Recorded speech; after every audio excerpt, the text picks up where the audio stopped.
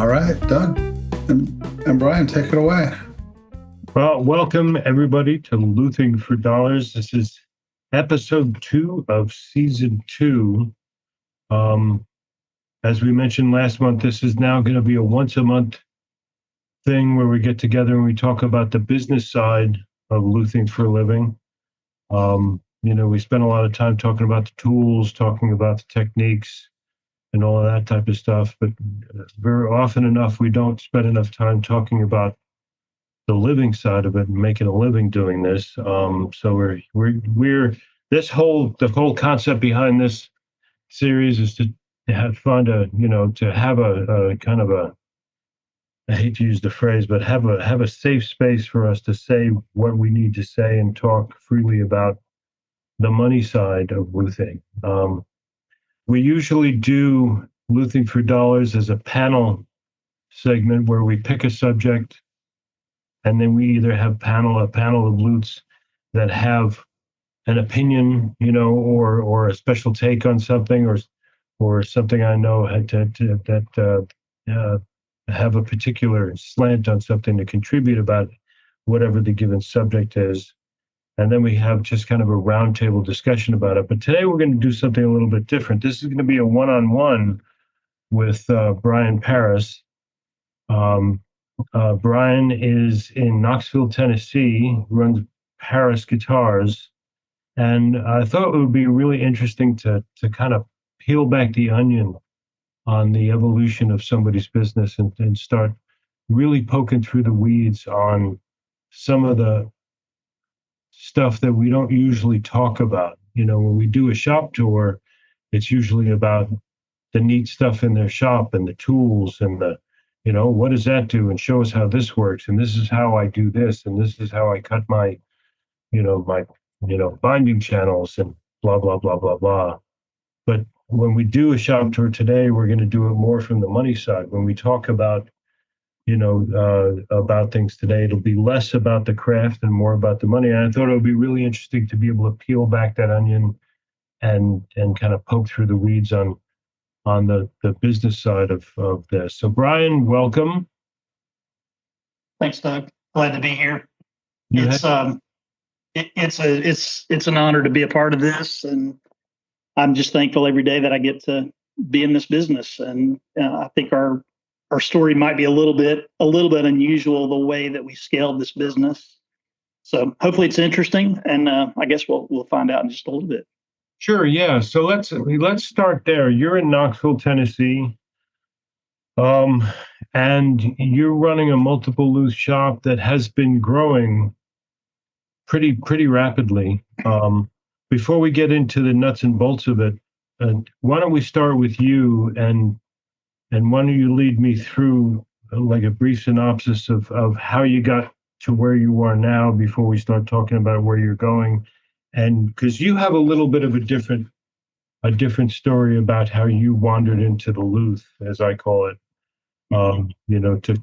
to quote Ian's term, or to utilize Ian's term of loothing. But you found your way. A lot of us, everybody seems to have a very familiar variation on the theme of, how we started loothing back in the day. We were a guitar player who couldn't find somebody to work on our guitars, or we were a tinkerer at heart that started working on our guitars, and then we started working on, and the next thing you know, you had a shingle out, or you went to apprentice with somebody, and then you kind of grew up in a business. I started in my business in '85, mostly as a way to avoid getting a day job. And, sooner or later it turned into a career. And there's different variations on that theme. Nowadays, a lot of people start by going to a school, getting some kind of formal training, whether it be through, Red Wing or Roberto Venn or Gallup or somewhere like that. And then, finding a path into a career. You wandered into this from a different place, right? I did, and I think it probably is similar in some ways, but I think the most unusual thing is that I didn't really get into working on guitars for money until I was in my late 30s. I mean, almost 40 years old. I'm 55 now. Okay. So, so we've got, about 15 years of doing this for a living. And I was always working other jobs. And my background really is, I just grew up with a dad who loved tools. And so every weekend was some project. He didn't play sport. He didn't like sports. He didn't hunt or fish. But he loved tools. And my dad is 79 now, and I was at his house, just a few months ago, and he was getting all this welding equipment, delivered to the house. I said, "What is this?" He says, "I'm teaching myself to weld." And he's 79 years old. So he's just always done that. And when, by the time I was 12 years old, I could look at a bolt and know it was a 3/8 or a 7/16 or whatever. And just because I grew up as the gopher. Let me ask you a question about that. Okay. What, professionally speaking, was he a handy person by trade? Was he related to the trades, or was he just a tool nut who did that as a way of as a hobby, as an avocation? My dad was a career banker. So he was he was a banker. And so every weekend was just some kind of thing. I mean, that was just his release. My dad has this thing that I feel is very important in our business, this creative problem solving. So he would find something that was wrong, something that needed to be fixed at the house, and there wasn't really you couldn't Google stuff back then. So I would go to the hardware store with him, and he would just wander around. I mean, this was before Home Depot even. But we would wander around the hardware store, and the clerks would say, "Is there anything I can help you find?" And he's like, "I'll know it when I see it."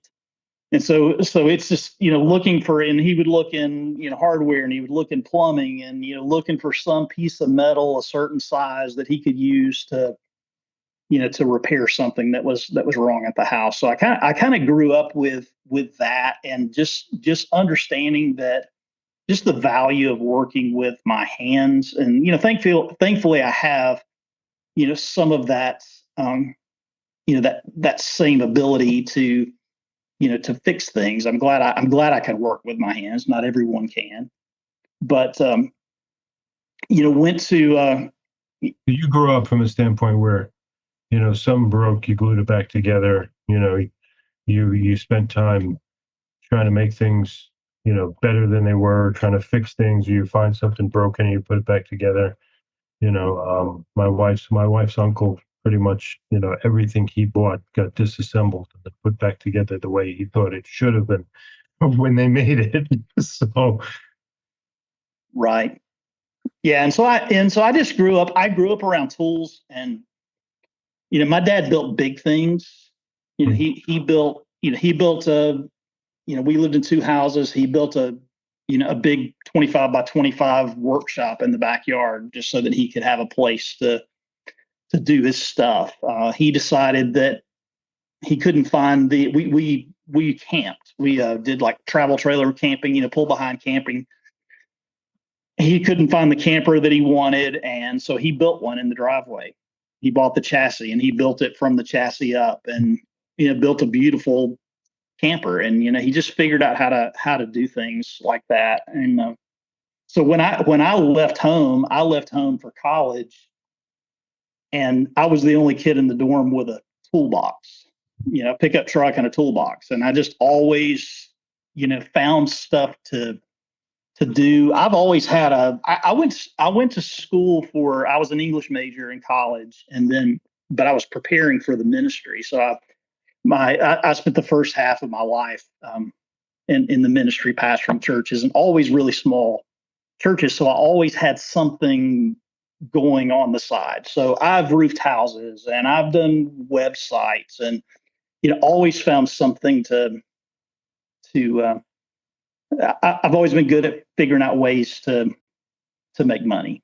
right, to make ends meet, because you were. And never really intended for guitars to be one of those things. And it came to about 2005. I was working two jobs. I was pastoring a church, and I was managing a large So commercial roofing company. how Go long ahead. did the plastering thing? And when did that come to fruition? Probably that was 2005. That Okay. was 2005. I was working these jobs and was just really, I was too busy. I was really too busy. Too many things going on, and I just really, go to the doctor. It's stress, and he's like, I'm 35 years old, and the doctor said, well, you need a hobby, and I didn't really have time for a hobby, but I always had guitars because I've played guitar since I was 11 years old. So I've always had guitars, Guitars and were so I just in the background. Guitars were, there was always one leaning up against the couch, kind of. yeah. Okay. My dad didn't play. Nobody in my family plays guitar. I just always thought it was cool, and it is. It's awesome, to play guitar. And so I started playing. Took lessons when I was 11 years old, and always had a guitar. And even in college, I was the guy with the guitar. You get on an airplane, you take your guitar with you, and so I always had a guitar with me. Okay. So guitar was an accessory in your life. You played guitar and you fixed things and you were in the ministry. So how did we get from there to where we are now? Because if you're in the ministry and you're doing side jobs because of, that's obviously not a path to riches. That's more of a service oriented career choice, service to others, meaning, and it's a very, not a whole lot of people make a whole lot of money in that. And you're figuring out ways, you're building websites, you're doing side jobs. And just as a player, and I'm sure, um, music plays a role in worship and all of that stuff. How did you get from there to I'm going to fix guitars for a living? Because I'm trying to draw the line to get from there to here. Well, it really started as a hobby, and I started with like a lot of people do, and I had fixed guitars.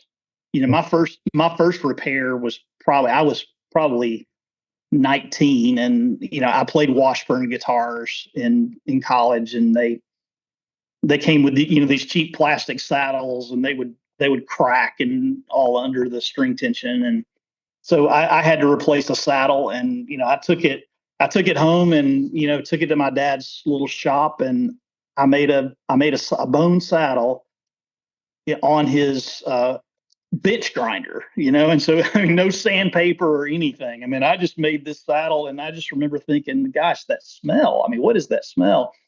Because I'd never smelled bone like that. Now I smell it all the time, but. So I had fixed guitars, but just as a way to have something to do, we had a basement in our house, and so I kind of fixed that up as a place to work. And I was just buying electric guitars, and just learning how to do stuff, and started just swapping pick. I always tell people, you learn setups first, then mods, and then repairs. And when I teach people how to fix guitars, that's the order I teach them in. You learn to set it up first, then you learn to modify it, and then you learn to repair stuff. And so I kind of that's sort of how I came to learn the stuff. But I was not doing that for money at that time. That was just for your own instruments. Mm-hmm. You were doing a thing where you find an inexpensive guitar and you fix it up and make it a better guitar, play it, and that kind of thing. So, because if you're it's 2025 now, if you're saying you've been at this professionally now for 15 years, that puts us back to about 2010. You left the ministry in 2005. How did you get to a point where you said, I want to open up a guitar shop? Yeah, I didn't really leave the ministry in 2005. I that's just when I started working on guitars. But in 2009, we moved to Knoxville, Okay. and I carried that with me. I was just buying clunkers, off Craigslist, and fixing them up and reselling them. Mm-hmm. And so I had a customer or someone that bought a guitar from me, and they said, and this guy's still a dear friend of mine. Right. This was you were doing the sideline stuff, one of the ways you were making money was buying guitars, rehabbing them, and selling them. I never made a lot doing that, but yeah, it was just something I enjoyed doing. All right. But one of the guys that bought a guitar from me, he said this was 2009, and I didn't really have a shop then. I was just doing stuff. We had moved. We didn't have our basement anymore, so I was doing stuff at the kitchen table. He bought a Telecaster that I had, done a fret dress on, and set it up really nice, changed the pickups and all that kind of stuff. And he was so impressed by the guitar. He said, "How much would you charge me to set up all of my guitars?" Well, he had like 20 guitars. At the time, I told him, I said, I didn't know, because I told him $40 each. So he brought me every guitar he had, and I set them all up, and he started telling his friends, and then I started working for his friends. And this guy, I talk to him all the time because I absolutely credit him for getting me into this business, or letting me know that I could. And so my hobby at that point kind of became more of a hustle. Okay. And then I opened the actual shop. So after this experience of realizing that this was something that you wanted to do, this was about 2009, then you decided to make the leap into starting a business. And it was still a side job. And there were years where I would only do $10,000 in guitar repairs because I was busy with other things. I was working for a church at the time. I moved to Knoxville to work for a church, and did that for 7 years. Okay. So we were growing that. I have, if I can share my screen, I've got a photo of my first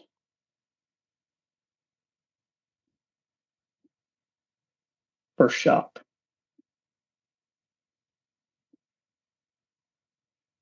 Can you see that? Yeah. So this was in your home. That was my very first shop. Okay. And so that was, I don't know exactly what you're seeing. Maybe that's right. So that was my very first shop, that I set up in the house. And it's funny, I was looking through a lot of these pictures the other night, and the one thing that keeps growing in all the photos is the pegboard, because I've always put stuff on pegboard. And so if you can see that, all of my tools at that time fit on that 2 foot by 4 foot piece of pegboard. Okay. And it looks like there's maybe three guitars in the, in the photo. You can see this, right? Yeah. I can see. Okay. So, and it just, then I got a buffer, so it grew a little bit. Then it started getting even busier. Looks like I set up a second bench there. You see the pegboard's 4x8 now. Yeah. Instead of 2x4. That's Ryan. He was my first apprentice that I brought in. And you can see there how it just grew and grew until it just got a little bit crazy, where I was having customers at the house all the time. And that's something else. Now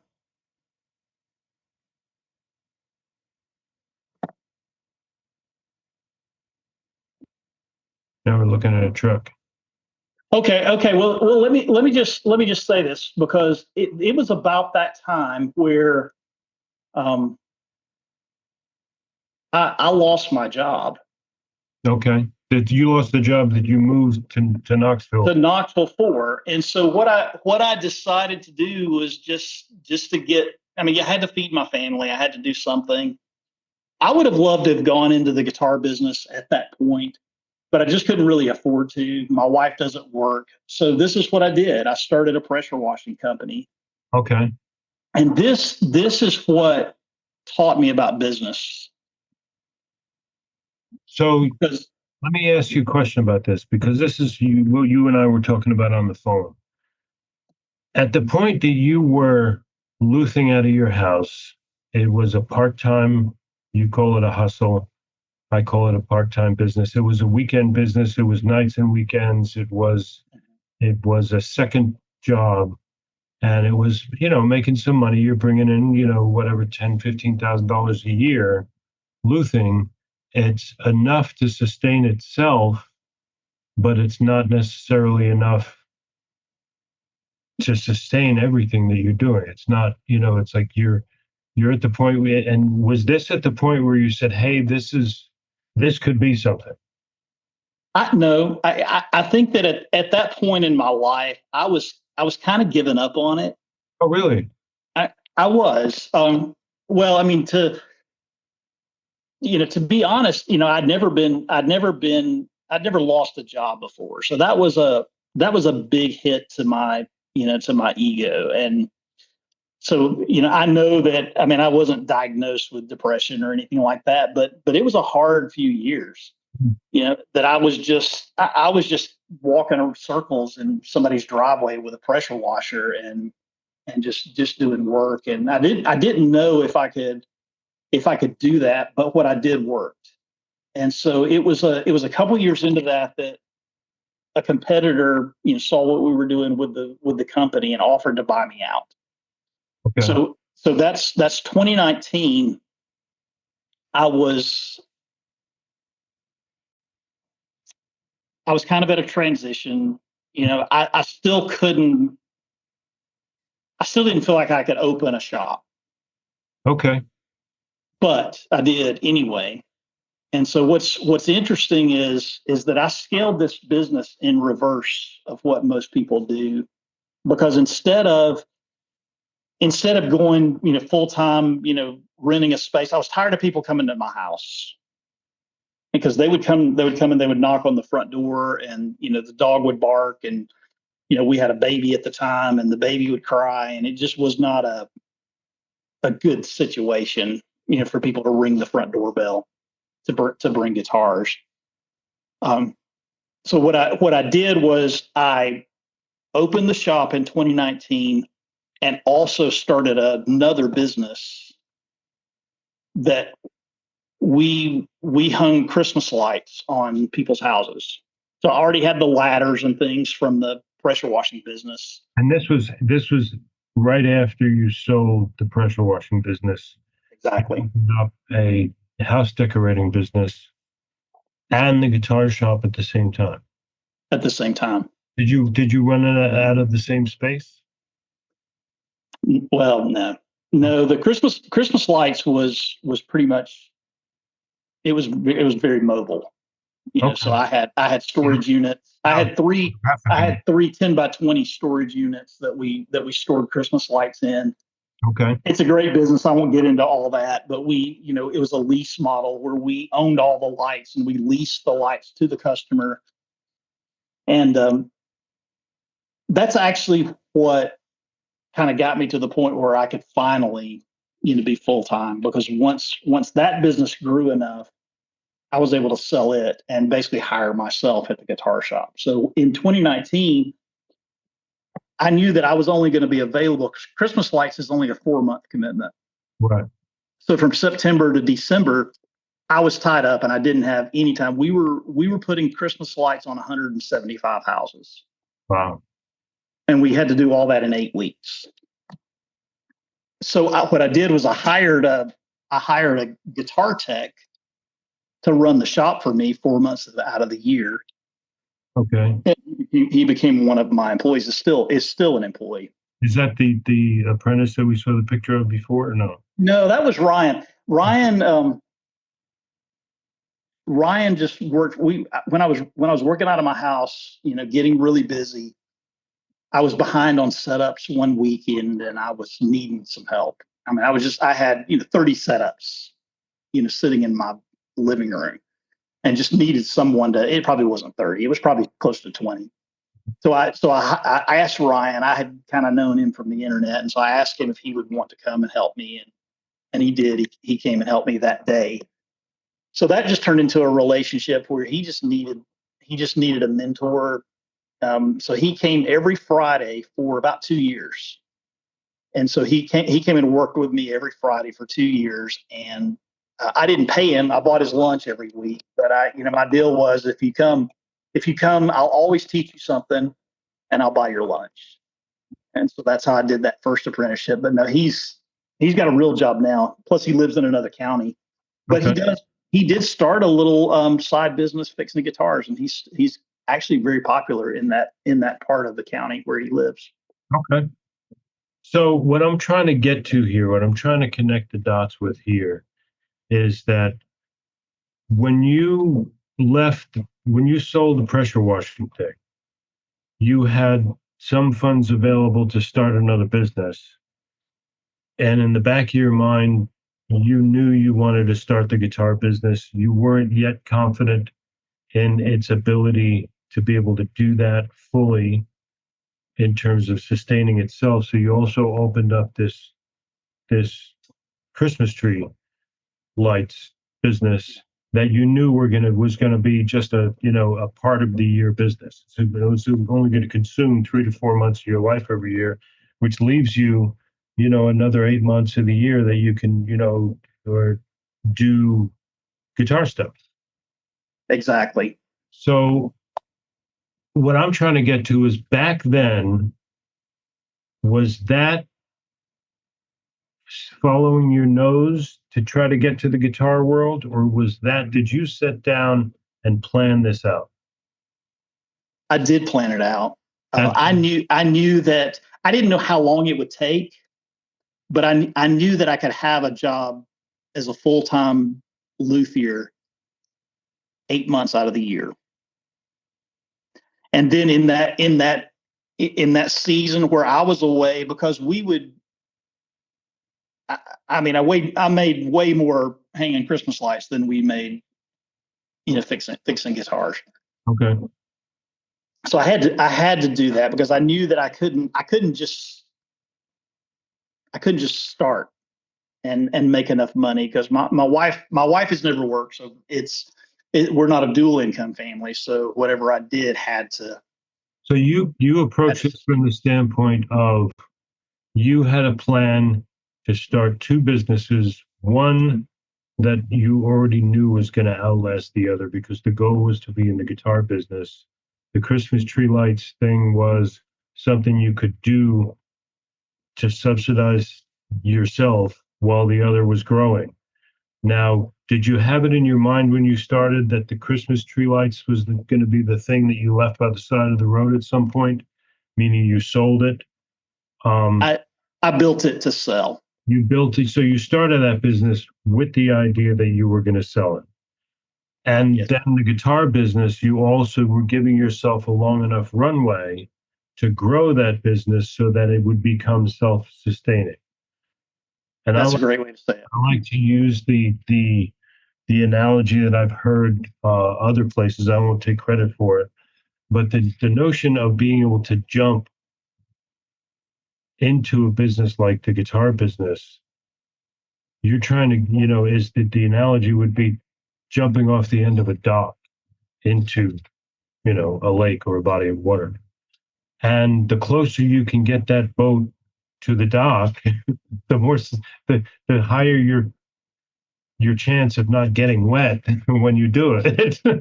So you were trying to get that boat as close to the dock as humanly possible by doing two things: starting a business that could ramp up and sustain itself, also by choosing a business. And did you purposely decide that you were going to start a business hanging Christmas tree lights so it could leave you free another 8 months of the year?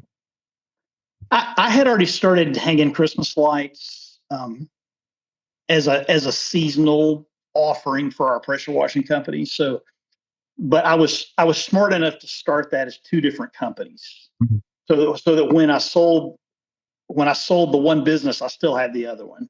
Okay. So we were already doing that because nobody pays to have their house pressure washed in the wintertime. So it was a good thing for us to do. And I don't want to just talk about Christmas lights because that's not Yeah. super interesting. But it was what I learned about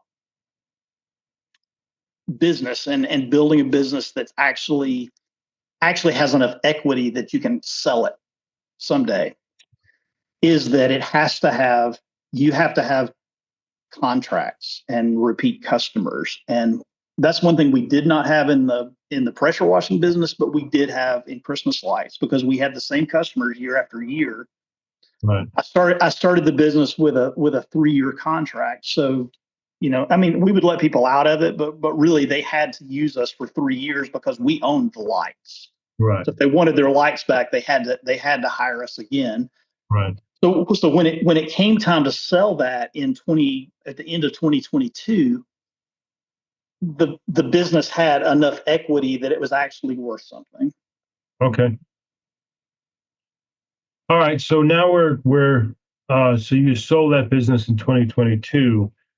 From you said it was about 2019 that you started it, after selling the pressure washing business.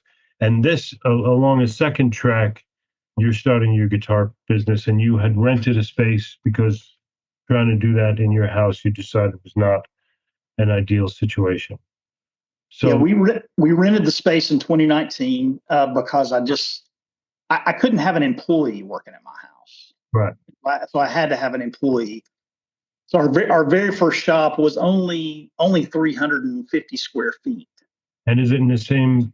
Is it in the same park that you're in now, or the same? It's in the same business park that we're Okay. in. Okay. So you started renting a space, and since you were going to be, oddly enough, you started as your first part-time employee. You were the owner of the business, and you were only part-time. You were only there 8 months of the year. Yes. That's why I say it's upside down. Right.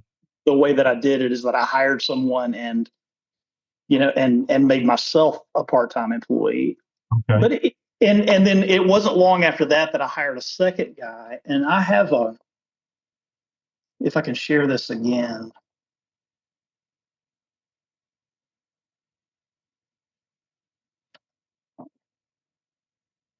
Is this the first shop? That's the first shop. So that's our very first shop, and we thought that room right there was Is that the whole huge. there? There was a room in the back that we stored guitar cases in. Okay. But at that time, this was the whole shop. Now this is right when we started it, so it was not. There's no phones or computers or anything like that First in there. paint on the wall, you put down a floor, threw up some benches, and you're ready to rock and roll. Yeah, and I still use those same benches. And our new shop, you'll see it later, looks a lot like this, except it's just a lot bigger. But yeah, so there's my son. Awesome. So that he was kind of doing a big reveal there, and so we had this little. So we still use the sign, but at the time we were called Bryan Parris Guitar Repair. This is 2022 when we're looking at right now. This is 2019. This is 2019. Okay, so you started 2019. Yeah, so we moved into the shop with an employee. Okay. In 2019. So Rance, who still works for me, ran the shop for me at the time. That's the Christmas light van and my crew and my wife and son there. This is Josh. Josh, let me show you Rance. I got a picture of Rance. There's Rance. Okay. I like this picture. It says I'm Rance and I play a little guitar. Rance is on the call, so he's listening to us. So okay. So Rance was Rance your first employee? He was my first employee. So he was the guy who was actually full time in the shop, full year round. He was part time, but I'll take his picture off because since he's watching, he won't like us looking at him. But so Rance was technically part time. Rance is retired, so he was a career jeweler, and so he'd had a 40-year career as a jeweler, and but was also a customer. And so as we, he was a customer at my house, and I wouldn't have started the shop if it had not been for Rance, and I wouldn't have a shop if it weren't for Rance. Okay. Because he agreed to be the guy that's that came and did all the work, and he answered the phone, and he's got a lot of experience and a lot of wisdom, and has become a really, really great setup tech. And so people now they call the shop and they think he's the boss because he's older than me. And then this is Josh. And Josh was my second employee, and I hired him before. Your audio is starting to crackle and do some weird stuff. Okay. I don't know if that's just running low on batteries or not. I don't think so. Is that better? Yeah, that is better. Okay. So I hired Josh as an electronics tech because in that 4 months where I was gone, we were having to turn down electronics jobs, and I didn't want to have to do that. So I hired Josh in 2022 Okay. just to do electronics. He's still here. Soon after that, we rented the space next door and expanded to this shop. It's kind of set up as a classroom because I was doing setup classes at the time. This is the space next door. Did you annex that space or did you just jump over to the bigger space? I annexed it. Okay, so add space to your current space. Yes. Okay. Yeah. So we had the reason I rented this because I knew I was getting ready to sell my Christmas light business, and we were ready to expand, and I had put a deposit down on a PLEK machine. And we needed a place for the PLEK machine to live. And so the PLEK machine initially lived in this back room back here behind this little office area.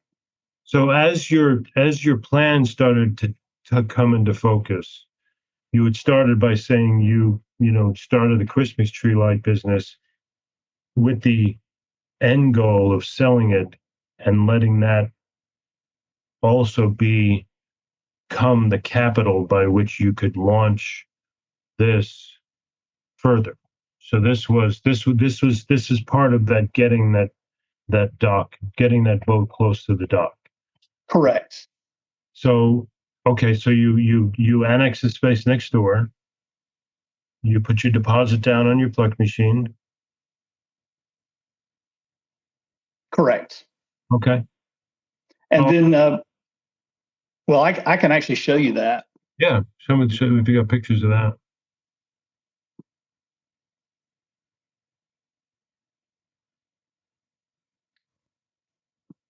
That's a PLEK machine. Okay. So if you've ever seen a PLEK machine arrive, that's the way it comes to. They drop it off in front of your shop, just like that, in a big crate from Germany. So they, once the machine came, we have 3 days of training. That's Joe Glazer in the foreground. So Joe was the one that came out and helped us unpack the machine. This was all part of me making a job for myself. Right. So the PLEK helped us to grow a lot, actually. So we did the training with Joe. This is Elias. He's another employee that is joining. I just got 2 more pictures. Let me show you this one. Elias came in with a friend of his and asked. He's 19 years old. He was 18 at the time. He just asked if we did any shadowing apprenticing, and at the time I wasn't really interested in that. But the more I thought about it, and the more I just really liked his personality, and so I asked him to come and work for the summer as an apprentice. And he did such a great job and learned so much so fast. I hired him in the fall. Okay. After that was 2023.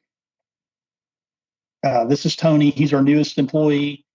Tony works as a repair tech, so he's really good with hand tools, and he builds guitars, and so having somebody to help me with neck resets and bridge re-glues and crack repairs and all of the stuff we get into has been great to have him. That's the new shop. So we've expanded. This is not our same spot. This is kind of across the hall. But you see how big it is now.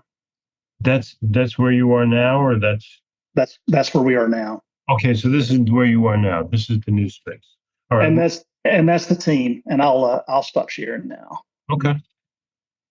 All right. So that evolution was a planned process of you deciding what your business wanted to look like and then plotting the course to get there, but also more importantly, plotting the capital needed to make it happen. I mean, you typically in this business, you don't start your business by buying a PLEK machine. Mhm. You do this for 25 years before you can afford one, before you decide you need to get one. I was in a unique situation, a unique financial situation because of selling my other business. Right. So but that's unique in the sense that that was part of the plan. In other words, you didn't wake up one day and say, "Oh, I've been putting Christmas tree lights on people's houses for 25 years. I'm tired of it, and I want to start rewiring guitars." You started that business with the ultimate goal of using that to fund what you really wanted to do, which was run a guitar shop. That's correct. So that gets us to where we are now. So we're in the new shop. We're in our new space that you started this full time in 22. You said, right? Or 2019. You started in 2019 and you sold the Christmas tree lights business in 22, right?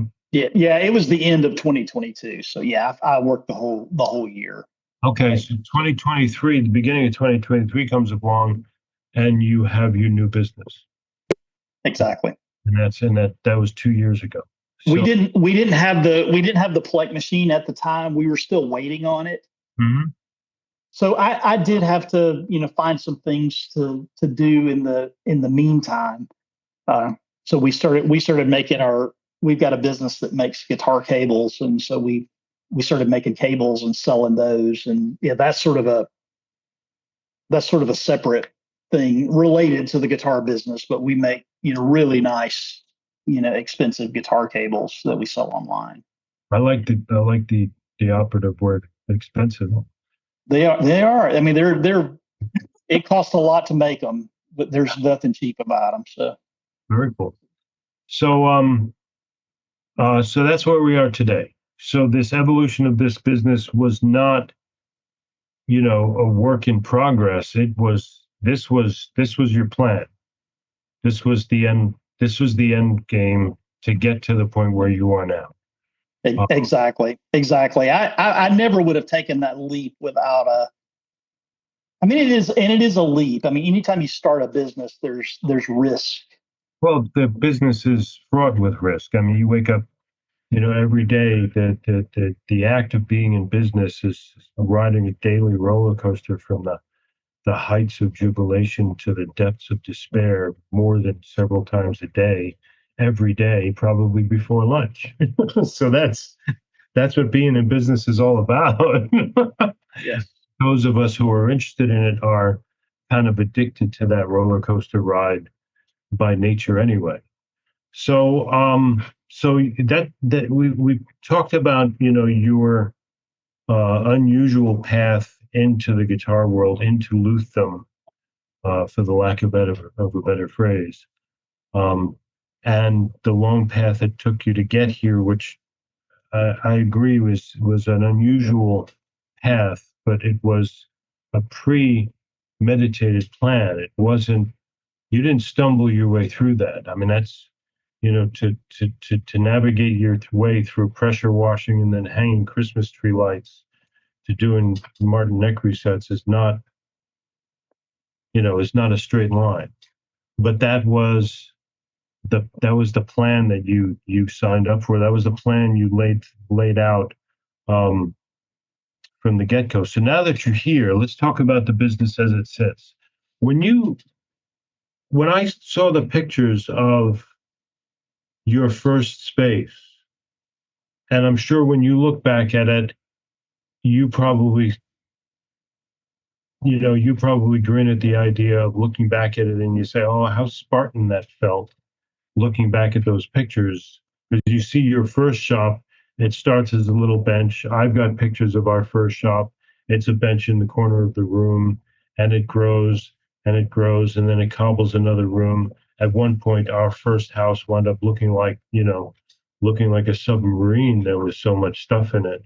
Um, but when you started this in 2019, when you opened up the first space, you could tell that you had a vision of what you wanted it to look like, what you wanted it to feel like. Can you talk a little bit about that? I, I do. I like a clean shop. I like everything having its place. I don't want, stuff everywhere. I want to make, I don't like to look for things. That's one of the reasons we use pegboard, because everything is hanging on the wall. I mean, it's not hard to find, the tools that you're looking for. And initially I thought about, I would go into places like, I've always liked I mean, even when I did the Christmas lights and all, I mean, I like the wrap trucks and the logos and the branding and all that. And I wanted our shop to have, a unique appeal. So we bought all the same types of benches. We've got this black metal pegboard. I mean, it's still back there. You see it, back behind me. We still use that same stuff. We just have a lot more of it now. But I would go into places like an Apple store. I mean, and that's kind of what I thought. I was like, the Apple store looks so clean and nice, but they do a lot of work there. And I know there's junk in the back, and I know there's junk in drawers and things like that, but I just didn't want any of that showing. So this was your conscious um, plan to project an image to the customer. And Yes. I think it goes beyond just liking a clean workspace. We all like a clean workspace. I mean, we've all done this kind of work where you start with, oh, I have to replace a jack in a 335, and then at the end of a certain amount of time, your bench looks like somebody dumped a Radio Shack out on your bench, and there's tools and parts and wires and everything all over the place. But I think to me, it strikes me as when I see the picture of that first shop that you started that with an idea of what you wanted to project to the customer from the outside in, more than from the inside out. Right? Am I wrong about that? I think so.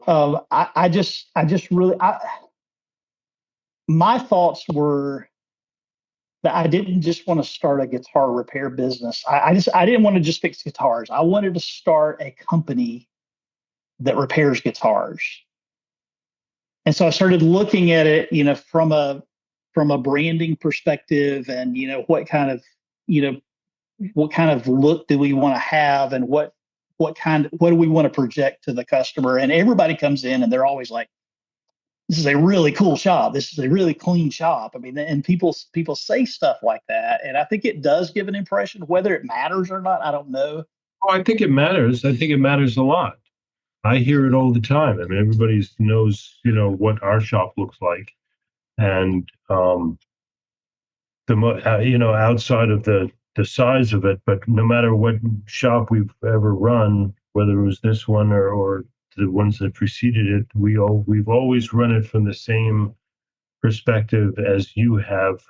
That when a customer says to me, "Oh my goodness, what a clean shop! What a," regardless of how big or impressive, that projects to me a comfort that the customer then has in their ability to get to a yes, I want you to work on my guitar much quicker, in the sense that it engenders the trust in your ability to run a clean shop.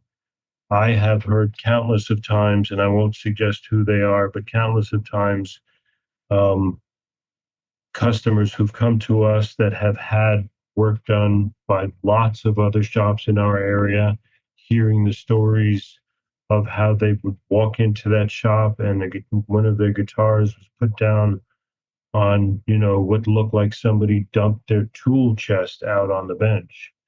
And there was an outline of a guitar on the bench that looked like, a chalk outline at a murder scene. and just a sea of tools. And you look at somebody's bench and it looks like there's a sea of open jars and cans and sharp objects sticking out of coffee cans and stuff hanging on the walls and all this type of stuff. And that to me projects something to a customer. Maybe you want to project the idea that you're an artiste and you're lost in your head and you've got all of your implements around you. I could never work in that circumstance, and each to his own.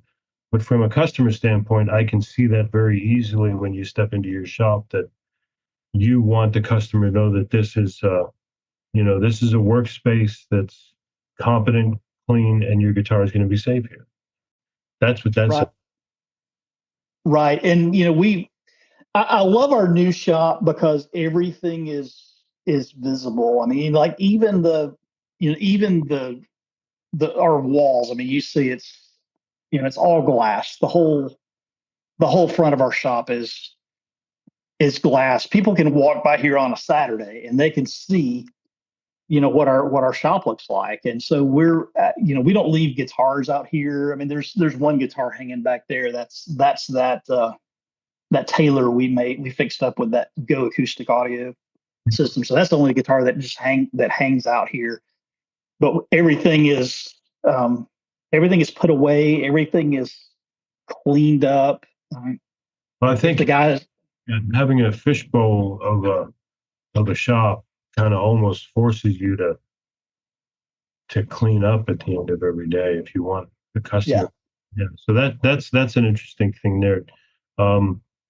What do you, just as an aside, what does what impact does having that much glass have on your security needs?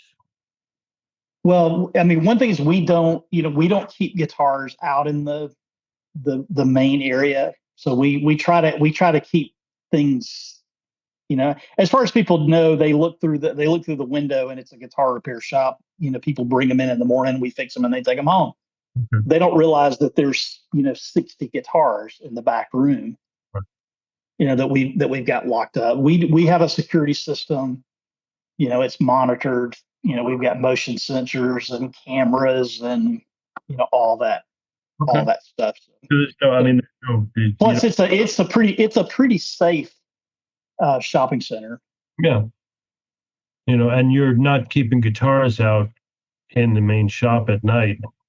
They all go back, and we'll look at how you have things laid out in a little bit. So, but that was just an aside. Since you showed the windows, that's something that popped into my head. So let's start talking about the people. Because we talked about the shop, we've talked about the evolution of the business and all of that stuff. You started this, as we described, as somebody who you were a part-time employee and you had to start the business with having an employee first. So when you're dealing, right now you've got a total, including yourself, of 5 people in the shop. Yes. You started with just 2 of you. Right. Correct. Yeah. It was just me and Rance in the very beginning. Then we added Josh, and then by the time that I got here full time, there were 3 of us, and then we hired Elias, who's the 19-year-old, and then Tony. Okay, so that was the 4th and the 5th. Okay, and that's pretty quick to ramp up to 5 people. Because you're talking about being 2 to 3 people, 2019, 2020, 21, and then by 2022 you were 3 people, and then within 2 years you're up to 5 people, right? Part of that is I hate working alone. So I would never want to be just a guy in a shop by myself. I would hate that. I'm too extroverted, and I just want to have people around all the time. And so we enjoy being around each other. It's a great team. The other thing that is good to note is that all my guys are part-time. So all your employees are part-time. Describe part-time. How much is part-time? Rance works 4 days a week. Okay. He works our open hours, which our open drop off hours are 12:30 to 5:30. So he comes in at noon, works until around 6. So he's working 6 hours a day, 4 days a week, so 24 hours a week. Josh works 2 days a week because Josh is a guitar instructor, so he's got a jazz degree, and so he's a very gifted teacher. But he also builds guitars. If you look at your cabinet, there's a Hobbs on there because you got a sticker on your ugly cabinet of his. But Hobbs guitars. Okay. He's on Instagram. He's the only one of my guys that works as a contractor. All the rest of them are W-2 employees. Okay. But Josh works 2 days a week. Tony works 2 days a week. He's very gifted and he works very quickly and does a great job. Give him a hand tool and he's like in heaven, and it's just amazing to watch him do his. He was the guy who was doing repairs, holding a chisel above. Yes. And then Elias works 3 days a week, and he really in the hierarchy of our organizational chart, Elias he answers to Rance. So Rance is a lead setup tech. Elias is a setup tech. And so that's kind of the setup department. And I say department because we share jobs. So I never hand a guitar to somebody and say, fix the electronics, do the setup, do a fret dress, fix these cracks. It's never one guy doing all that. So a guitar might go between 3 different techs before it goes back to the customer. So let me ask you about that, because I was curious about that. So you've got multiple guys working 2 or 3 or 4 days. You're full time, and as the business owner, that's a 7-day-a-week job. And I'm sure you've got different guys on different days, so it's not always the same 2 days with the same 2 people. You've got overlap where this guy's here these 2 days, that guy's there these 2 days, and Rance is here these 4 days, and Elias is here these 3 days, and there's whatever overlap with you. And then you said you got 4 days a week that you got customers coming in and going out. And we'll talk about the customer stuff in a minute. What I would love to know, because we used to be a multiple-looth shop. At one point, we had 7 looths in the shop. Now it's just Sharon and I, which I think I'm happiest with. Because I won't talk about me, but when we were at 7 people in the shop, it was, the more people you add, of course, the more moving parts. What I would love to know is how you divide the tasks. What's your division of labor like? And how did you decide who is going to do what with any given guitar? Okay. So Josh was hired specifically to do electronics, and that's always been his job. So from the very time when I was gone 4 months out of the year, I needed someone to handle electronics because I knew that I couldn't be here. I didn't know Josh at the time. I only knew him from Instagram and Facebook. And so I met him, invited him to come and just have a conversation about that. He agreed to do it. He wanted to do it. It worked out so well that I ended up just hiring him. He works all the time. So Josh always does electronics. Tony really works alongside me because before you go there, so Josh always does electronics, or Josh does only electronics, but does Josh only do electronics, or does he do what if is there always electronics to do that keeps Josh busy for his 2 days, or what is he doing when there's no pickup swaps to do? Josh and Tony are both trained on the PLEK machine. Okay. So when there's not electronics to do, I have Josh run PLEK jobs. Okay. But he also, Josh is a gifted guitar builder. He's meticulous about everything he does. So when I need a pickup cavity routed, or I need to install a tremolo on he's done two, added tremolos to Gibson SGs in the last week, because he's going to lay that thing out perfectly. He's going to measure it, 20 times before he drills a hole. And so I understand him and his personality, that he's able to do a lot of those detailed things. And I don't hesitate to give him a job like that as well. Okay. Sorry, I didn't mean to interrupt, but I was just curious about that. So No, and it's great. Yeah. And so it'll, we think about it as departments. So a guitar we'll usually go to structural first, which means either me or Tony. And Okay. so if it's a guitar that has a broken headstock or something like that, we're obviously going to fix that first. And then maybe it's getting rewired. It'll go to Josh next. And then after Josh is done, it'll move to, if it's getting PLEKed, it'll move to the PLEK list. And then after that, it'll go to setup. And who are your PLEK guys in the shop?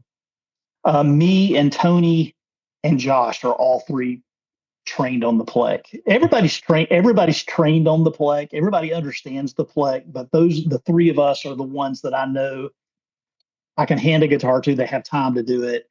They've got the temperament and I don't want anybody, running the PLEK machine that hasn't done fret dresses by hand for a long time. So when a guitar comes in, let's pick a hypothetical. You got a Martin that's coming in for a bridge reglue, couple of loose braces, refret, nut, saddle, setup, back to the customer. How do you, because I know other shops, there are all the other multiple loose shops that I've been in and that I've seen, that you might have, 3, 4, 6, 8, half a dozen looths who have a lot of guitars and the division of labor is, well, everybody either gets to choose or gets assigned their jobs, and then that guitar goes to their bench and they work it from start to finish before it goes back into the case of the customer. You are almost that guitar is floating from one guy's bench to another bench because everybody has their given roles in the shop. Is that what you're describing? That's correct. Okay, so if this theoretical Martin came in, bridge reglue, braces, fretwork, nut, saddle setup, back to the customer. Tell me how it gets through your shop. It's probably easier for me to show you if I can share my screen again. Sure. Is that we use a Trello board. Can you see that? I don't see anything at the moment. Okay.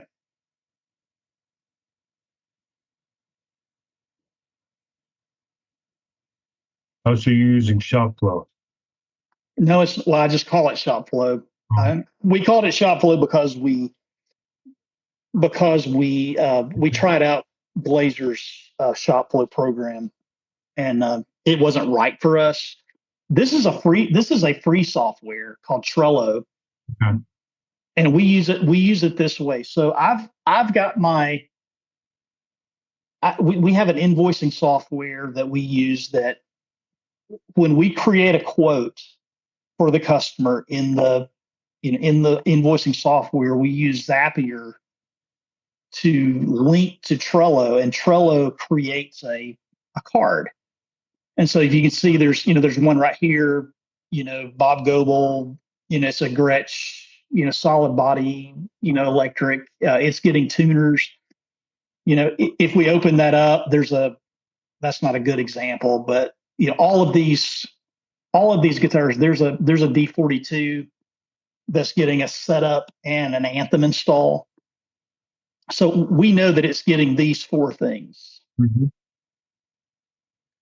And so in this situation, it's going to go to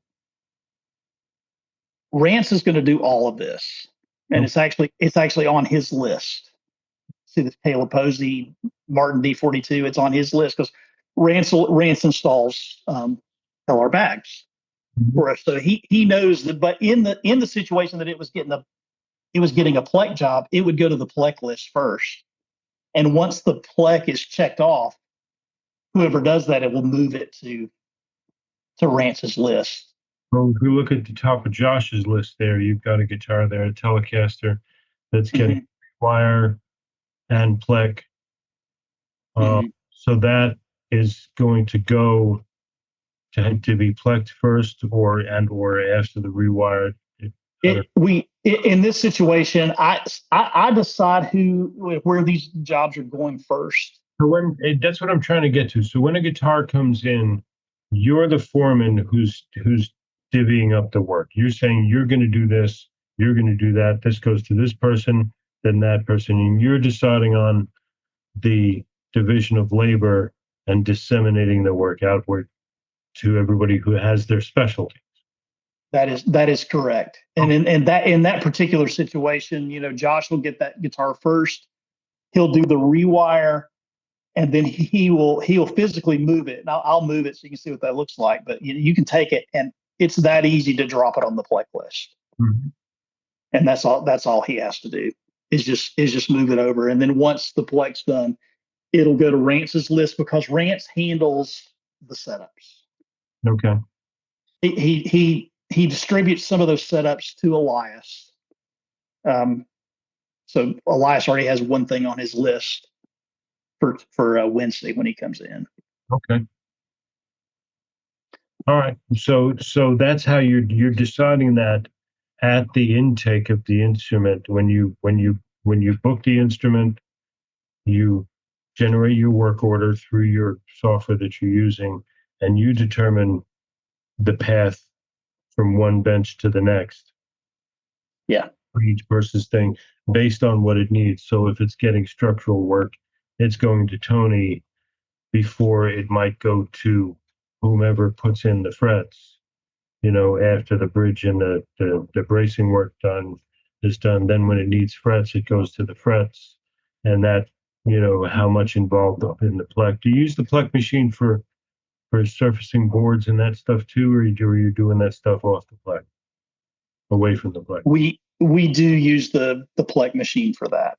Okay, so that involves the technicians who are working the PLEK machine, and then fret installation happens obviously away from the PLEK. I'm presuming that's you or Tony, or even Josh, I would guess. And then after the PLEK, nut saddle setup stuff goes to Rance and Elias. So it's traveling to the people who are specializing in those areas. Yeah, that's correct. So my job is, I do a lot of the repairs myself, but I'm kind of managing this whole world, and so I'm trying to think about where all these guitars are going. There are some guitars that come through the shop that I never see, because if it comes in for just a setup, we'll put it on Rance's list immediately. He'll fix it.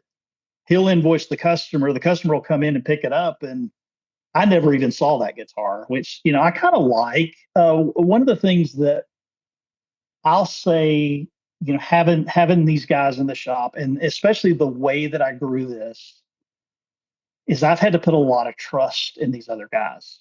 Mm-hmm. And it's really taught me about, I've had to learn leadership. And I used to think that leadership was about, you get in there with everybody else and you work harder than everybody else, and they're going to see how awesome you are. And, they'll be so inspired that they're going to do, just as good, almost as good a work as you do. But as I have had guys working under me and I'm not even here, I've had to realize that the leadership is really about pushing these guys out front and giving them opportunities, and letting them have a chance to succeed. And that's one of the reasons that we changed the name of the business, and we rebranded from Bryan Parris Guitar Repair to Parris Guitars, because people were coming in the shop and they would automatically, they wanted to talk to the boss. They'd come in the door and they'd say, which one to use Bryan? Right. So how And do you do so who is the one who's doing the intake with the customers? typically it's rants. Okay. And that's why he said he's always, because everybody assumes he's the boss.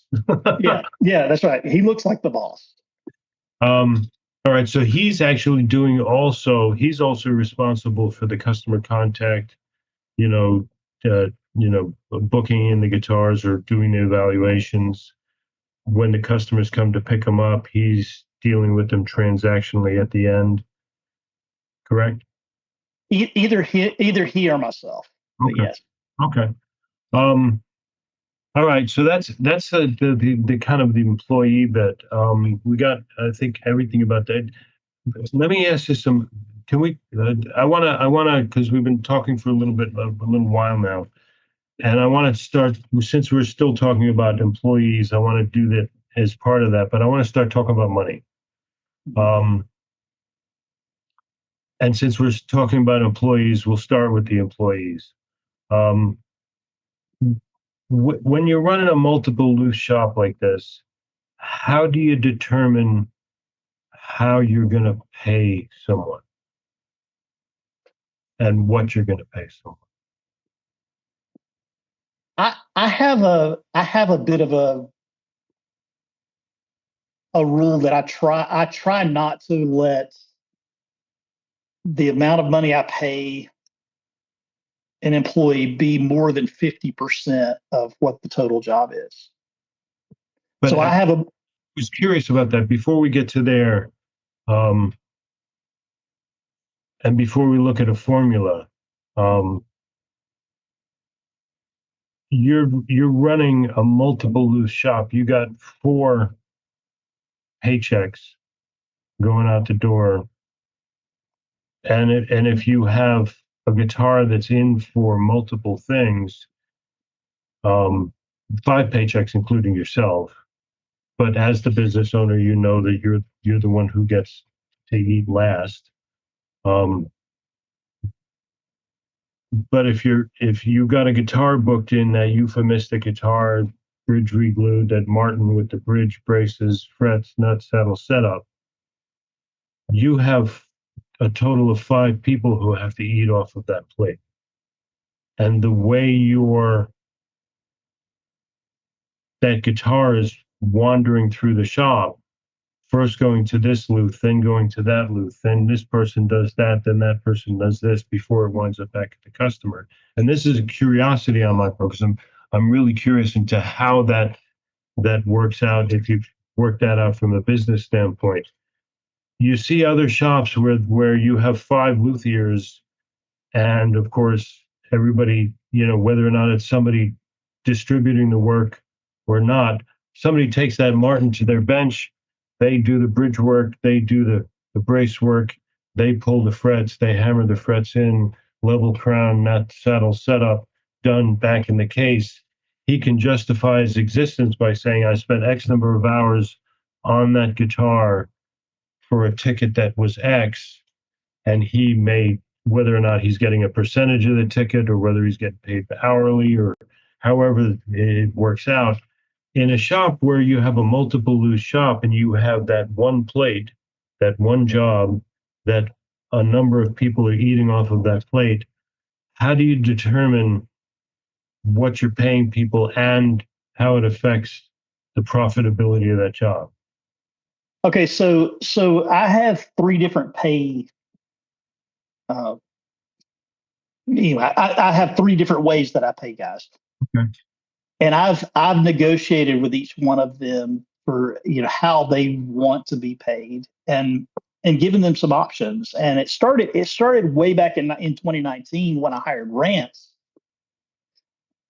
I have always felt like a salary plus commission is it guarantees them to be paid, Mhm. but it also gives them incentives to do more work.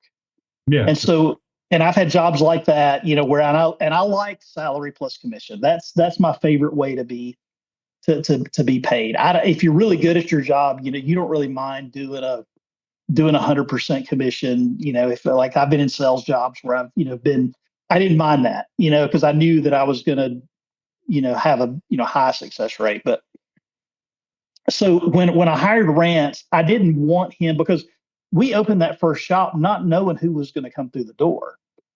And so I decided to pay him hourly, and it's a low hourly rate. And I won't go into exactly, how much I pay each guys but anyway, so he gets paid hourly plus he gets a percentage of the job.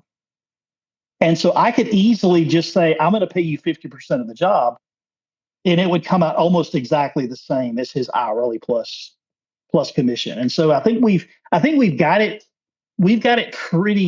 down pretty good to where I don't guess it would work that way for every employee, but for the guys that I have now, Elias is straight hourly. Josh is hourly because it's really hard to do that with electronics. Right. It's actually kind of hard to do that with structural too. But I can know that, okay, we charge $165 for a bridge reglue, and Tony does that. Well, I know that I'm going to pay him. I'm going to pay Tony, X number of dollars for the hours that he spent on that, and that's easy to figure because he's only here certain hours. And then I'm going to take that same $165 and I'm going to take the percentage out that he and I have agreed to and give that to him as well. Okay. And Rance gets paid the same way. Okay. And you and I talked about this on the phone, and it's not, we know you were on the quote unquote hot seat for Stu Mack on Friday. This is not a matter of putting the screws to your trunk. So you and I talked about this beforehand on the phone, that the culture in your shop is such that all of the other guys know how the other guys are getting paid and what they're getting paid. This is not a matter of, not being afraid. Oh, I don't want to, I don't want to. Don't let so and so know how much I'm paying you for this job or how much your hourly rate is. Everybody, this is above board for everybody. Everybody knows what each of the other loots are being paid and how they're being paid. I don't think that's accurate. Oh, is that not? No, because the hourly rate that I pay people is different for each one. So we don't talk about that. Okay. But between and the commission. So Rance makes a higher commission than Tony does because Rance has been here for 6 years. Yeah, but what I'm saying is I'm not talking about specifics, but they understand the structure of it, and the nature is that one person's percentage might not be as large as another one because you have seniority and you've been here longer. Right. That's what I'm talking about. That's what I'm getting to. I'm getting to this is all, this is all out in the open in terms of there's no secrets there among the other loots. I think that's important too. Yeah. So how do you deal with since we're still on the last subject of employees before we go on to other money matters? How do you deal with quality control as these guitars go? Because I remember being in a multiple looth shop, especially when we were up to 7 people, and there were guitars just flying through our shop faster than sometimes I could even keep a record of. And I would get a phone call from a customer saying, "Oh, I love the work on the guitar. My Martin's never played this good. Everything. Oh, by the way, that blue paper towel that's inside the guitar. When can I take that out? Is that in there for a reason?" And it's the kind of thing where that kind of, how do you deal with a multiple looth shop? How are you dealing with the issue of quality control of overseeing everybody's work? Okay, so Rance has been here. He kind of knows, the expectations, and he's, in a lot of ways, he's better than me at some of those things. So he will either he or I will look at every guitar that Elias does, and we'll play it, and we'll measure it, and we'll do all the things. He's still learning. So we check all of his stuff. Tony works with me, so he's rarely doing anything 100% on his own, because he and I are working on the structural things together. Now, like I said, he's really fast. So if I turn my head, he's got a bridge reglued. Sometimes, I mean, he's just really efficient, but all that stuff gets looked at so many times that I don't really see a huge issue there. Josh, I know Josh's personality well enough to know that he's going to do everything in an excellent way. So I don't go back and look inside the control cavities to check all the solder joints, and because I just know that he's going to do everything. Well, you were 110%. hiring on the front end of things, and you've got some time with everybody working in the shop. So Rance seems like Rance is the person who's got their hands on the guitar last before it goes back in the case, it seems. So does that answer that question where, and it's almost like his job to catch anything before it goes out the door? In most cases, he's the one that's actually handing the guitar to the customer. Okay. When they come to pick it up. So we let people, we always make people sit down and play the guitar. Does it seem like it's set up? And we'll do a few little tweaks. Then if they think the action's a little bit too low, I mean, we'll tweak it a little bit while it's there. Plus that we have a 30-day warranty, so they can bring that guitar back without an appointment within 30 days for us to tweak it a little bit more. If they get home and they realize that they strum a lot harder than they were in the shop. And most of the time Rance is the one that that does that. We haven't had any blue paper towels left in guitars yet, but we definitely have made a lot of mistakes. So well, mistakes are always going to happen. What I'm trying to get to is, from a quality control standpoint, the quality control point has to be before the guitar goes back in the case, not when it comes out of the case to present to the customer. Yeah. So where is that taken care of? Is that in Rance's hands? Because he's either me or Rance. Okay. All right. So let's move on while we're talking about money. You're leasing a new space.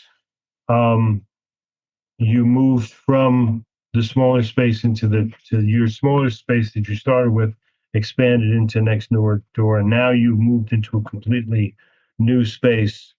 Beyond that, how long is your lease? 5 years. Okay, 5 years from now. Are you in the midst of a 5-year lease? No, we canceled our old lease. They let us out of our old lease, which was supposed to end in October.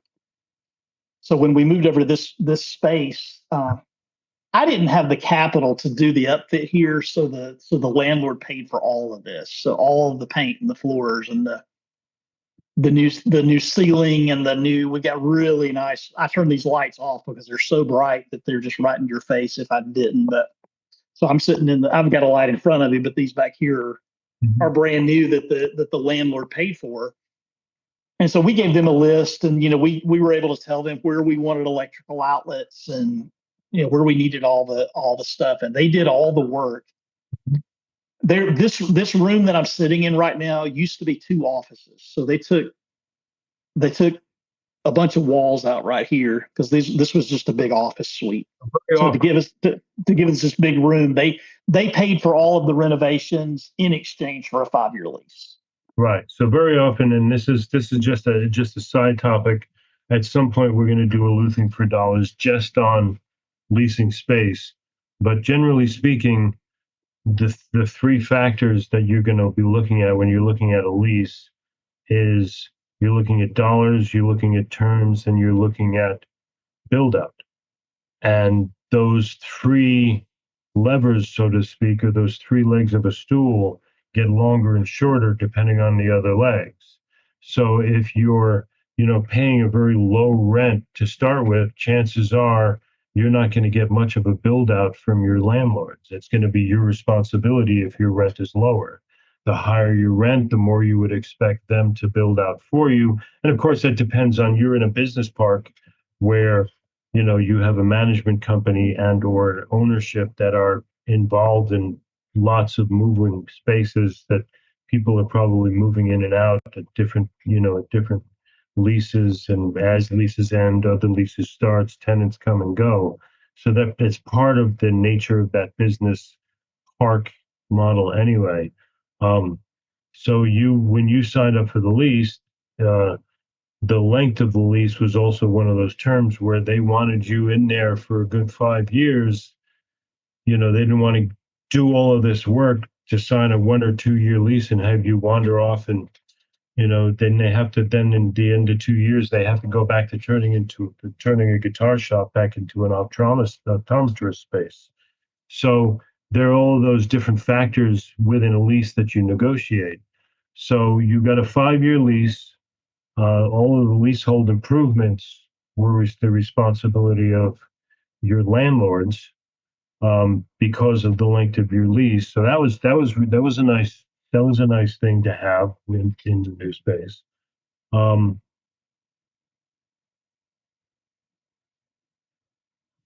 so you're in your lease for 5 years now. How much space did you move up to?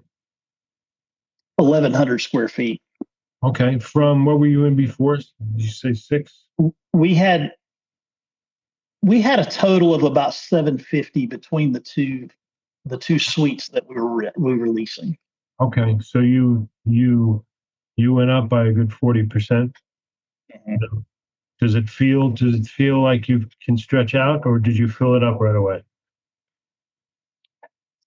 It's funny that we had to actually get rid of some things, some furniture and some shelving and things like that we had over in the other space, because while we have more floor space here, we have fewer walls.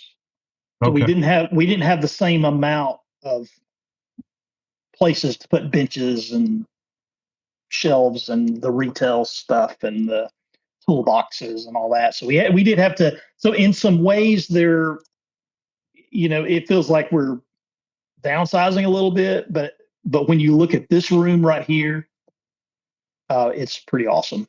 Okay. And we will look at it in just a little bit. So if we're talking about um, your space and the money that's attached to it, the biggest lie that any business owner tells themselves is that my current space is my last space. Um, every space that you occupy might feel like, when you move into it, and you just moved into it, so you probably feel like this is probably not news to you. Um, when you move into a space, you always feels like this is my last shop. This is my biggest, this is the best shop we've ever had. I'm moving into a new space. And the biggest lie you can tell yourself is that you're going to be there forever, because sooner or later, if your business is growing, you'll grow out of it. So from a money standpoint, what mechanisms have you put in place if you're thinking about growth, if you're thinking about what happens at the end of 5 years, whether it's renewal of this space or moving into a bigger space, or, you know, I've got some ideas now. We got this space based on where I thought we needed to be in 5 years. okay, So we've got room to grow here. I think we have room to grow here. Um, I know that there are going to be things that we want to do that that maybe we can't do here, but at the same time, this is a lot of space, and we're locked into it for 5 years. Well, Now yeah. we could obviously, negotiate something with the landlord, and they have another property that we move into that's 2,500 square feet or something like that. I don't know. I have some ideas about things we can do. I don't know if I need to go into those or not, but I've kind of got this dream of having some satellite techs in different locations, because there's a lot of places that are maybe an hour drive. It's too far for people to drive here. But if I could set up a guitar tech in another 300 square foot location somewhere where he's doing set up some basic stuff, and then we're picking up structural repairs and PLEK jobs and things like that, and bringing those back here for us to do this. That's just an idea that I've had. I don't know that we would actually do that, but So you are thought. thinking about growth Yeah. beyond that 5 years. So going back to my question, from a standpoint of money, what's the mechanism that you have in place to fuel that growth somewhere down the road? Since we're Yeah. talking, Well, we operate right now, and this will grow every year. We've decided on a 15% profit margin, okay. that we keep in the bank. I don't touch it. So 15% of every transaction goes into a savings account. And that's retained earnings. That's retained earnings for the purposes of growth. That's correct. All right. So, and like you said, this is where we get to talk about the meat and potatoes of money. And I did warn you about this, and you said nothing was off limits. So,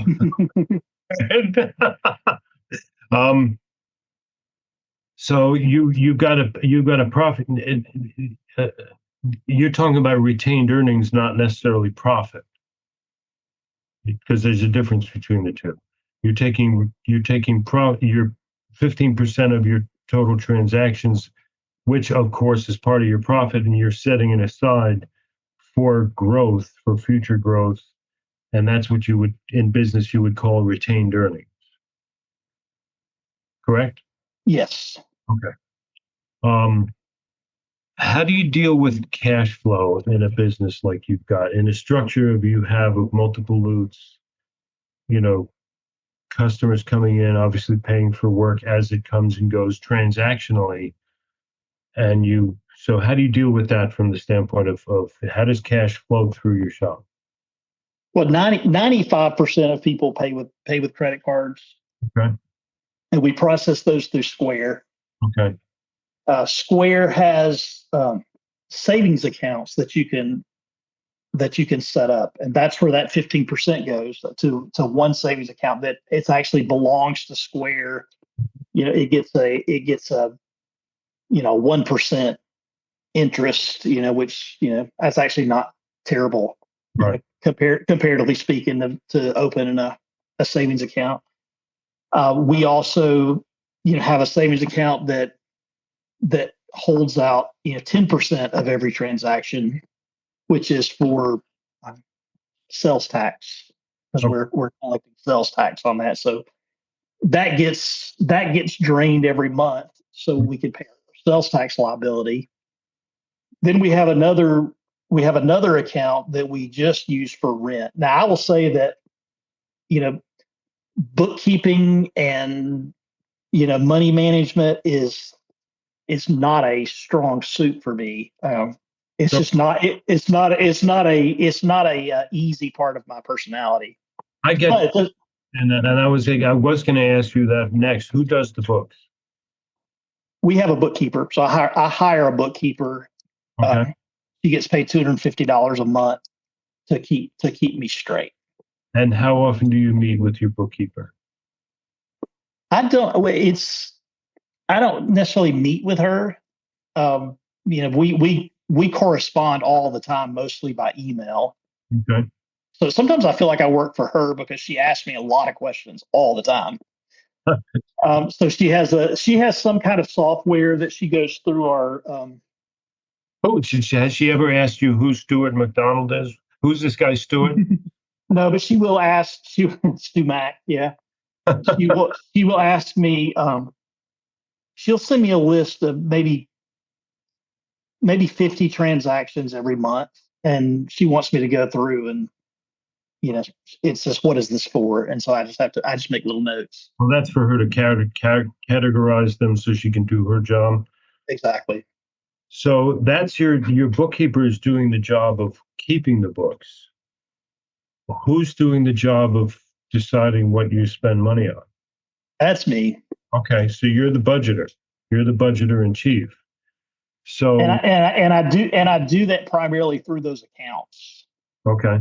I just I learned a long time ago, about an envelope system to where when you get paid, you put $50 in an envelope that you're going to need for whatever. Mm-hmm.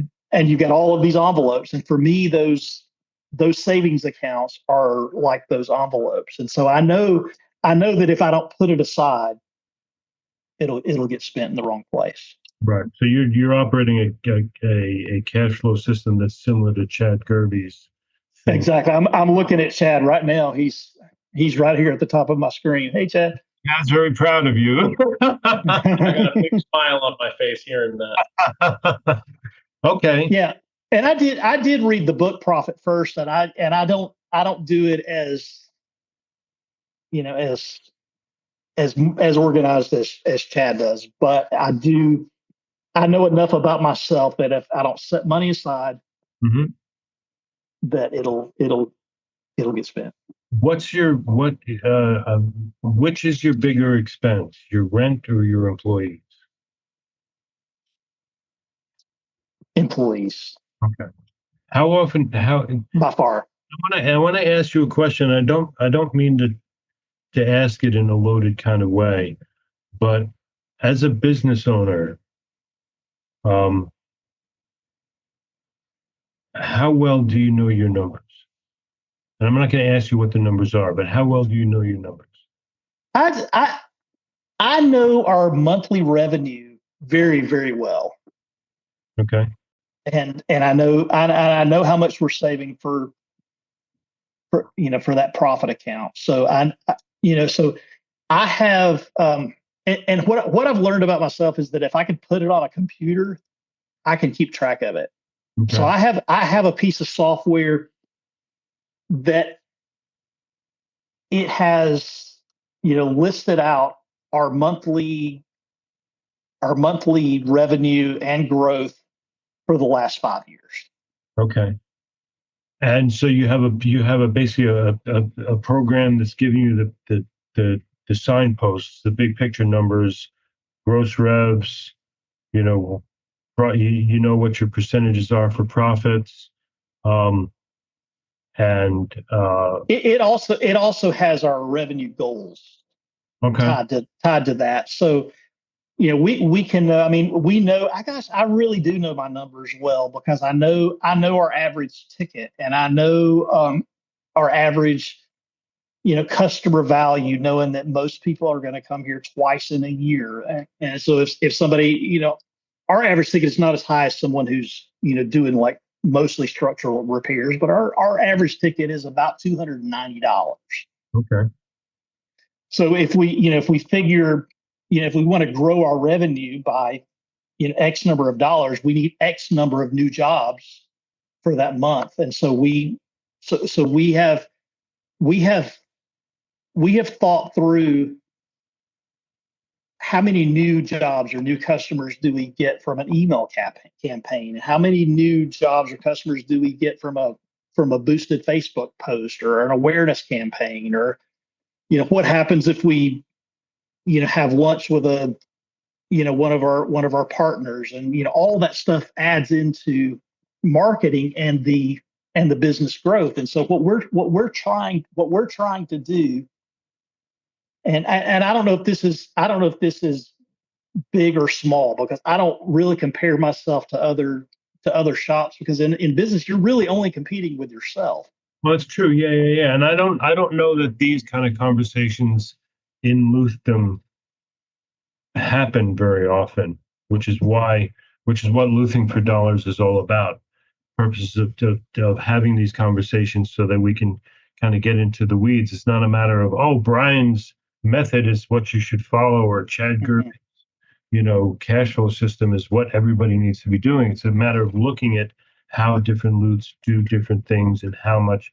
And I preach all the time that you got to know your numbers and that you got to pay attention to that stuff, because you want to avoid having to don that orange apron at Home Depot.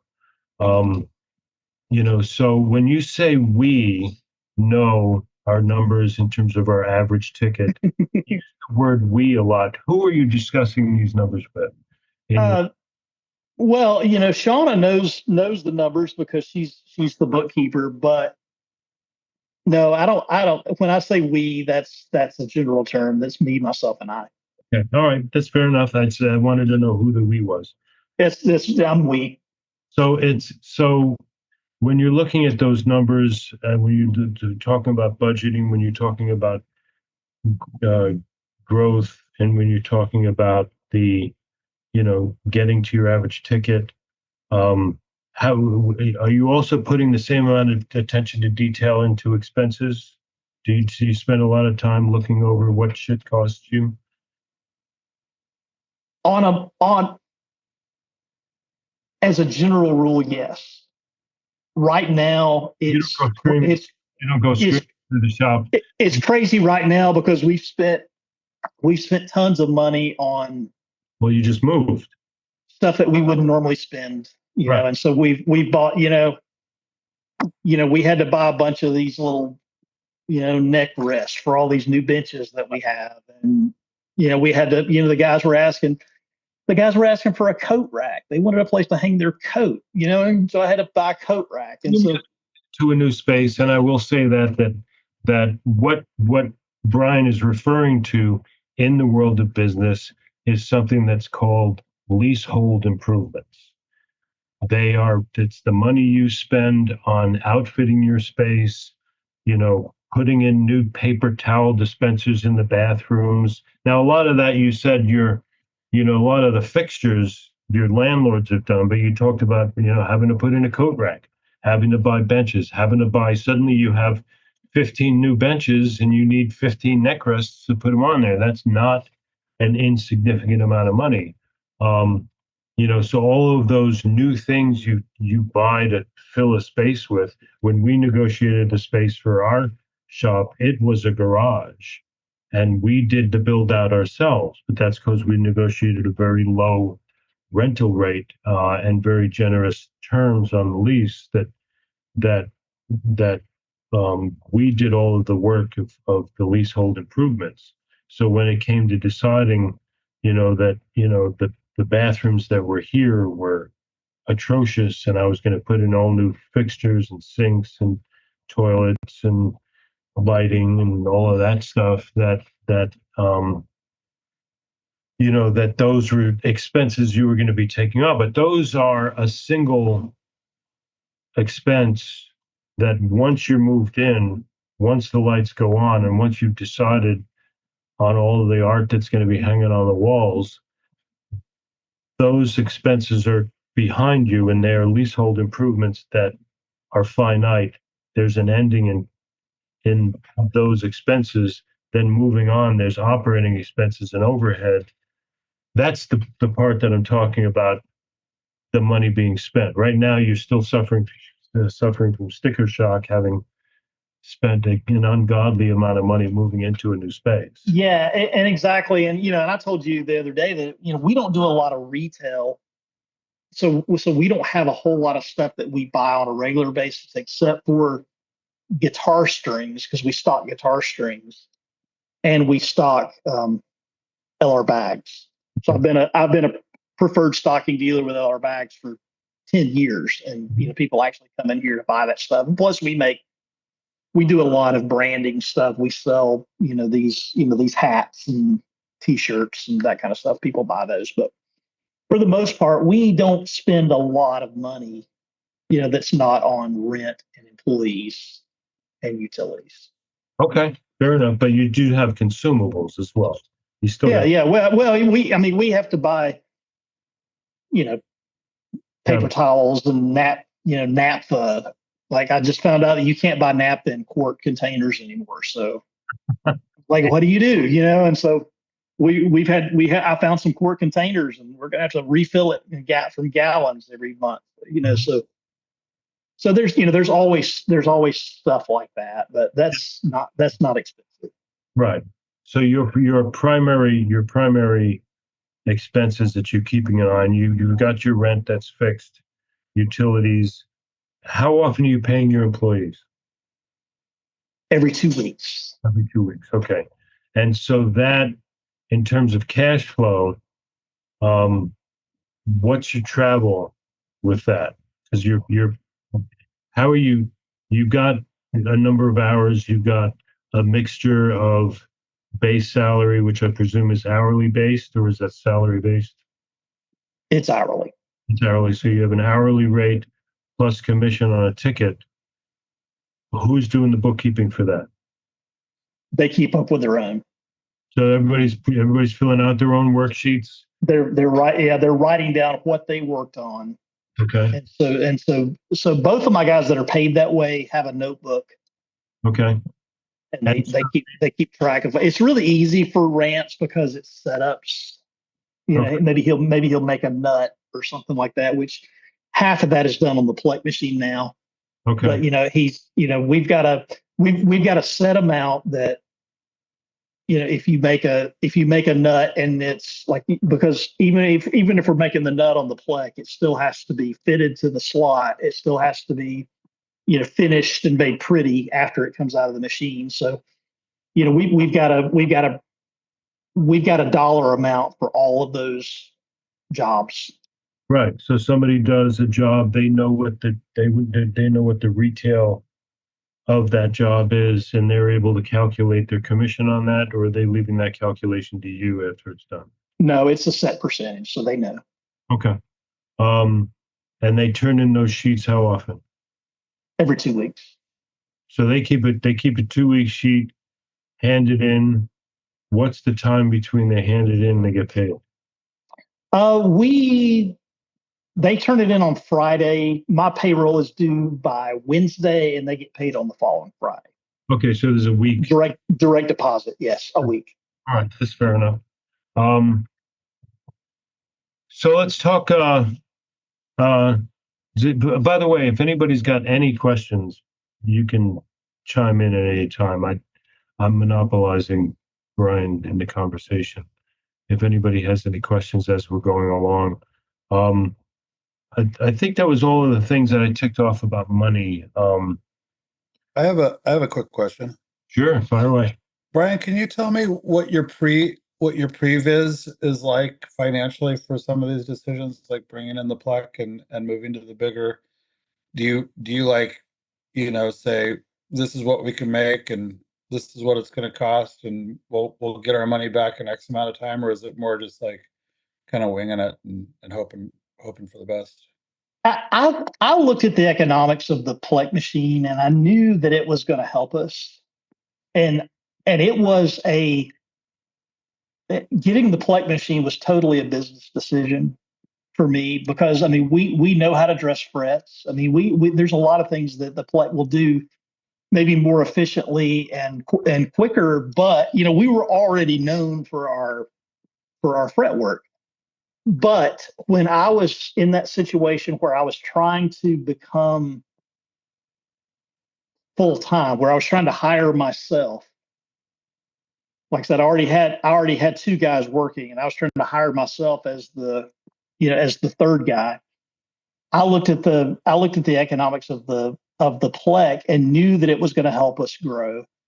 And in reality, yeah, it did. It added probably $60,000 to our revenue in just the first year of having the machine. So my gut instinct on that was Correct. And so it did help us. Moving to a new space, we probably could have waited on that, but this particular space, because it was an office suite, it had 6 offices in it. They couldn't lease it because it had no reception area, and they were really trying to find a creative way to get somebody into this space. So I went ahead and took the leap on that, knowing that we could make some things happen to cover the difference in the rent, which is going to be about $800 a month. So let me ask you, go ahead. talking about that. Do you have a handle on what percentage your rent is of your gross revenues? Is that something, I could figure that out real quick, but is something you haven't thought about? yeah, well, I kind of have. I mean, I know that my rent is right at $2,400, so I put $600 away every week, for rent. And our goal this year is to do $250,000. So that's going to be about 10%. Okay, fair enough. So you haven't thought about it in terms of percentages, but you have looked at it from the standpoint of knowing what your gross revs compared to your largest expense, which is your rent. Yeah. Okay, fair enough. One more question. Big windows there. Does that open to the outside? Are you concerned about securities there, or? Yeah, Doug asked that a little bit earlier, but I'm always concerned about that. But we do try to keep guitars out of view at night, and we also have a fully monitored security system. Okay. But yeah, it's open to a courtyard that's semi-public. Okay. What's the mix of businesses that are in your park there? What kind of traffic are you looking at?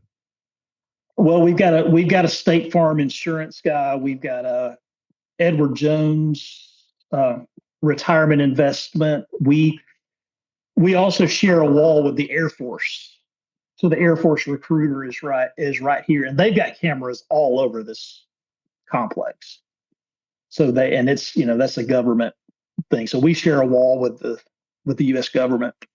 So, and then there's a medical center just on the other side of this wall, and there's a Papa John's, and the Papa John's is open late, and we really like that because they're open till 11 p.m. Oh, okay. So there's a good mix there. You got some food, you got some business, you got some corporate, There's a bank. Yeah, there's a lot of cool stuff. They like us being here because we do have a lot of foot traffic. Right. Okay. What do you want to talk about first? You want to talk customers first, or you want to look at the shop? Well, it's going on 2 hours, so whichever you feel like is. Look around the shop. Why don't we look at the space while we talk about the space? Let's look. Okay. Can you spotlight my other camera? Yeah. Can I keep this microphone and walk around with the other? I think so. Okay, let's see. Okay, there you go.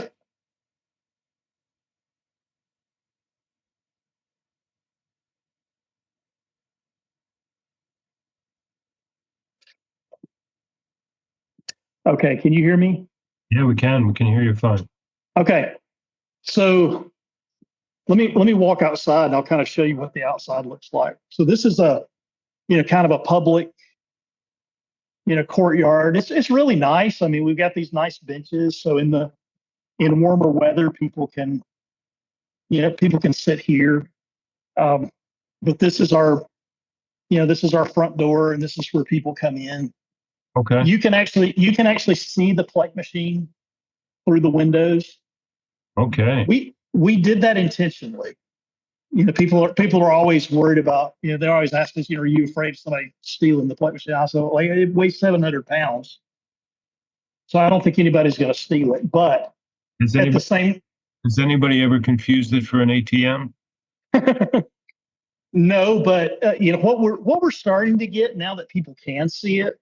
There are people that come in here that didn't even know we had that, and so they're like, oh wow, is that a PLEK machine? And so that's kind of cool. I'm going to put it back on this tripod. Ian said that was a good idea. So, but yeah, we did that intentionally because I would spend, a couple hours every week just giving people tours of the PLEK machine, because people would come in and say, yeah, can I see the PLEK machine? And it was hidden in the back. So now my standard line is like, oh yeah, you can see it on your way out. You can see it through the window. Okay. So can you start panning around with your, Yep. okay. So this is our main shop. Let me turn the light on. Boom, lots of light, nice lights. Yeah. So this is the bench where Rance sits. So when people come in the door, he's usually the first person that people see. And are these working machines or are those intake? Are those, Both. if they're both for intake and you're doing setups and stuff like that? Yep. Yep. Yeah. Well, just because you can't just have somebody standing there doing nothing all day. Right, but when you said you're open 4 days a week from like 12 to 5 or something like that, Yeah, 12:30 to 5:30. 5:30. So how many times does the front door chime go off? How many people are you seeing come in and out for pickups and drop-offs? 15 to 20 times a day. So you're getting a fair amount of guitars coming in through the front door. So Yeah. almost every guitar needs to come out of its case and needs to be put down on a bench to converse with. That's that DeWalt bench right there. Yeah. So when people come in, we'll say, open your case on that bench and hand me the guitar, because we don't want them to hand them. We don't want them to hand the case over the counter. Okay. So they open their case on that bench right there. Okay. And hand us the guitar. Okay. And so they come around the other side of the bench to do that, or they're not handing it over the bench? No, they hand it over the bench. Okay. We just don't want them to hand the case, because then we have to find a place to put the case. So we have them open the case on the bench. Okay. And hand us the guitar. And so typically there's nobody at this bench right here. So there's not a guitar in place. So Rance can, stop what he's doing and come over here. So this in essence serves as your intake bench. Yes, both of these really are, because if we have to, Rance can hang whatever guitar he's working on that hook on the wall right there. Okay. To get it out of the way. So this is a really important sign. Employees only. So we don't want people going past this barrier unless they're with one of us. Right. And you would be amazed at how many people, or maybe you wouldn't, but how many people ignore that sign too. Yeah, exactly. Everybody thinks they're the exception. This quad bench, that was the only thing that I was kind of married to, was doing this bench design right here, where we've got 4 right-handed benches all in a quad pattern, and this is actually working really, really well. Do you hire lefties? I only hire right-handed people. Okay. So this was by design. Did you have something similar to this in the previous space, or was this new for this space? No, it's just an idea I had, and it's turned out that it works, or at least I think it works. It seems to be appropriate. So this is where Elias works most of the time. And you have this quad bench set up? Do you have assigned benches, or do people float? most people work in the same place. Okay. Not intentionally, because I do have these rolling benches, these rolling carts for each each employee, or each person that's a setup tech, has one of these benches that look like this, these little cabinets. We've got these set up with, mostly their setup tools, and we've got them locked to where they lock in place with magnets. So we've got magnets on the bottom rail of the benches. Yeah. So we were just looking for a way to give everybody their own little space for tools, and so that one over there is mine, and then Rance has one over there in the corner. And you can move these to different benches in the room. But that's we've got the StuMac vise here for anything that needs that. So who is, you say you've got, Rance has his cart with his tools in it. Mhm. Yours, I'm assuming Josh, Elias, and Tony have theirs. Each person who works in the shop has their little. Tony does not have one because he doesn't really do setups, and I kind of did that out of necessity, because I was just tired of looking for my own stuff.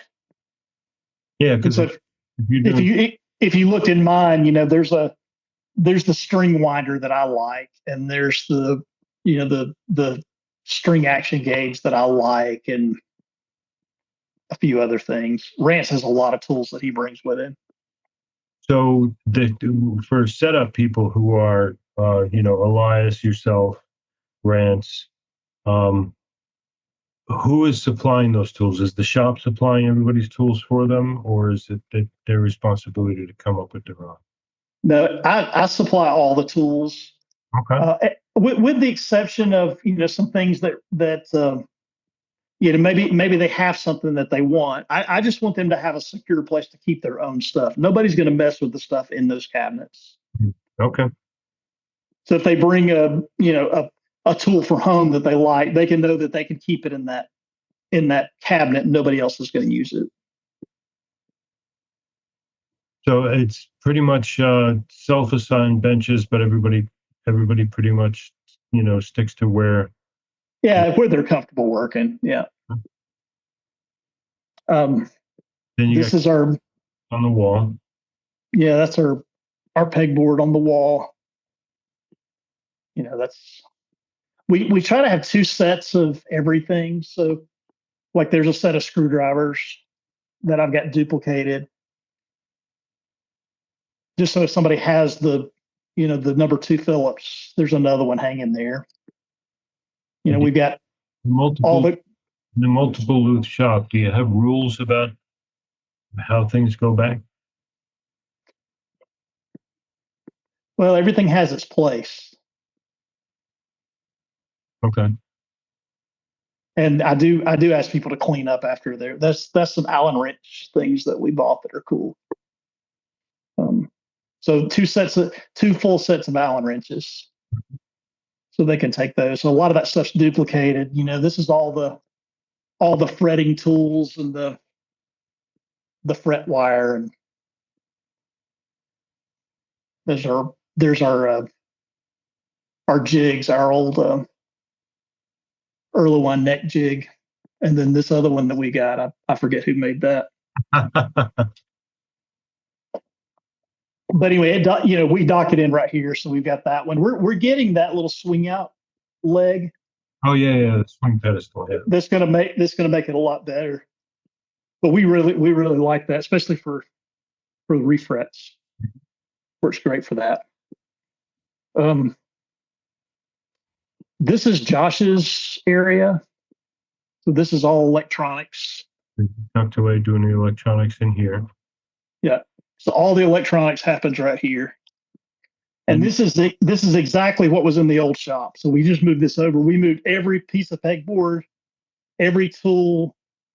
We moved it so it'd be in the exact same place as it's always been. Is that pegboard mounted on the wall or is that on the bench? Yeah, What's on no, the it's mounted to the wall, okay. Oh, and it's like, it's a metal pegboard. I see. I was looking at the odd light. The odd light looked like looked like something that was coming up out of the bench. Oh yeah, no, it's just Yeah. these things are awesome. I love those. Yeah. Um, this is a cabinet. This is a shoe rack that we bought from Amazon, Oh, okay. and what we use that for is people's parts. That's clever. So when they bring in pickups and things like that, we put their name on them, and they each get their own little cubby. Mhm. And this shows you how little work we've done in the last couple of weeks because we've been moving. This is our backlog. Okay. So this is where instruments are staying until they're ready for the bench. Yes, And this door locks, you had mentioned? it does. Yeah. Let me It's not. It wouldn't be super secure. I mean, if somebody wanted in here, they could definitely get in here. right. So these are instruments in their cases that are coming in at intake. They're ready to go out on the benches. When a guitar comes out on a bench until it goes back in the case, where does it reside? The case. So all of the work You, goes back. you asking about the case? Where does the case live? I'm talking about the work in progress guitars. Once a guitar comes out of its case, goes on a bench, it may not go back in the case right away. Yeah, we can hang stuff on this wall. Those are some guitars that are in progress. Mhm. But in most cases, we try to put them back in the cases. But a lot of times they'll have clamps on them or something like that. So we'll either hang them or I've got an office too where we can put some stuff on guitar stands. Okay. But I just don't want anything left out in the main room overnight. Right. So if you got a guitar in that's in for a bunch of stuff and it's got bridge braces, structural repairs before, say, a refret and so forth and so such. If it's a longer term project, where do work in progress guitars live other than those hooks, or do you just have a limited space for work in progress guitars? We do have a limited space, and so in if we can put it back in the case, we will. Okay. And so they're all named, they're all labeled with the person's name. We just use a blue painter's tape. If there's something that's unless there's something preventing it from going back in the case, the guitar goes back in the case mid job. Okay. Yep. So that's this whole room. Yeah, it's electronics and storage. Some things here. That's just Go back there. Let's go look at the PLEK room. the PLEK room. That was up front, right? Yep. So this is standing at the intake bench. Okay. There's a door right there. All these doors have glass in them, so that's why they're not super secure. Let me see if I can zoom out a little bit. I don't think I can. But these rooms are not very big, so these are only like 11 by 10. So the PLEK room is here. The PLEK machine's here.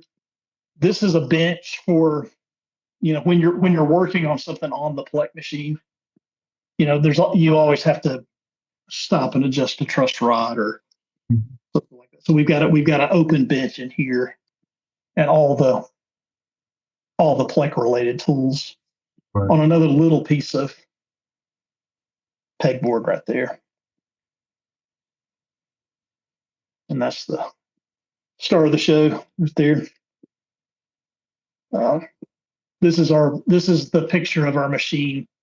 We've got the 100th PLEK machine. So they had a party for it Oh, okay. in Germany. Those are the German engineers that made it. So before it left Germany, they had a party. Oh, excellent. That's my bench for my cables. So it's actually is this in the where you PLEK room. make the cables? Yeah. Okay. Yep. So all the colors. Oh my, how many colors do you make? Jesus. There's I think there's 15 colors. What's your best seller? Hot pink? No, we do have hot pink. This is Tennessee orange, so that one sells really well. And then probably the best seller is it's kind of a dark gray tweed.